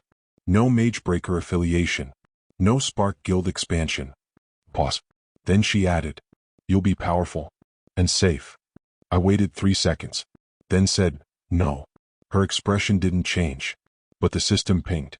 Negotiation declined, record logged. Guild response reserved, strategic tier. She turned to go. Paused at the archway. Her voice softer now. "One more thing. Ashlock didn't invent power. But we've always known how to keep it quiet." The next morning, Vale Forge released a combat rotation update. New edition, Terran Vale, transfer ranked caster. Sponsorship, Ashlock. Specialty, adaptive synchrony. Noted history, subject of classified casting augmentation, former experimental branch. Sarah saw the name and didn't speak, but her hands clenched. Art. Rin dropped a dossier beside my breakfast plate. His voice was sharp, clipped. He was part of the failed Magebreaker branch. Made from Ardan's old casting theory. They tried to reverse engineer the thread line and turned him into a replicant node. Now he's stable. Fast. Mean. And funded. I read the file once. Then folded it away. Ashlock doesn't want to silence me. They want to replace me. They staged the demonstration in Vale Forge's upper ring. The tier reserved for ranked evaluations, broadcast duels, and interfaction exhibitions. Nothing quiet ever happened here. And that was the point. The summons came without names. Just a line of system code. Caster Aros Taurin, trial lineage, confirmed, visibility tier, active. Opponent, selected. Event, public synchrony display. Format, open cast duel, rift type emulation allowed. I didn't need to ask who I'd face. The audience told me. Terran Vale stood across the platform, arms folded behind a lacquered ash staff, system sigils drifting like orbiting rings around his head. He wore Ashlock's crest proudly. But his eyes weren't prideful. They were empty. Like someone who had memorized how to be strong but never learned why. He didn't speak as the match was prepared. Didn't scan me. Didn't posture. Just stood. Patient. Perfect. Predictable. And that was when the flame appeared. It sparked at my feet, too small to be a threat. Orange gold. Dim. Flickering like a failed summon. At first, I thought it was interference. Then it pulsed. Once. Twice. 3 times. And then, it spoke. Not aloud. Not from the system. From somewhere else. Somewhere deeper. A voice etched in crackling fire, folding beneath my thoughts like a ghost made of heat. "You've reached where I could not. But you'll face what I never had to. Not opposition. Not hatred. Imitation." The flame floated up before me. Its light narrowed to a shape, just a fragment. A staff. A half-burned coat. A memory. And the last message. The first fire doesn't burn to destroy. It burns to light the way. The system buzzed. Flame marker recognized, unknown caster signature. Ardan Vale. Skill enhancement triggered, phase chain. Adaptive loop enabled, 1 use. I smiled. Terran blinked for the first time. The adjudicator called for the match to begin.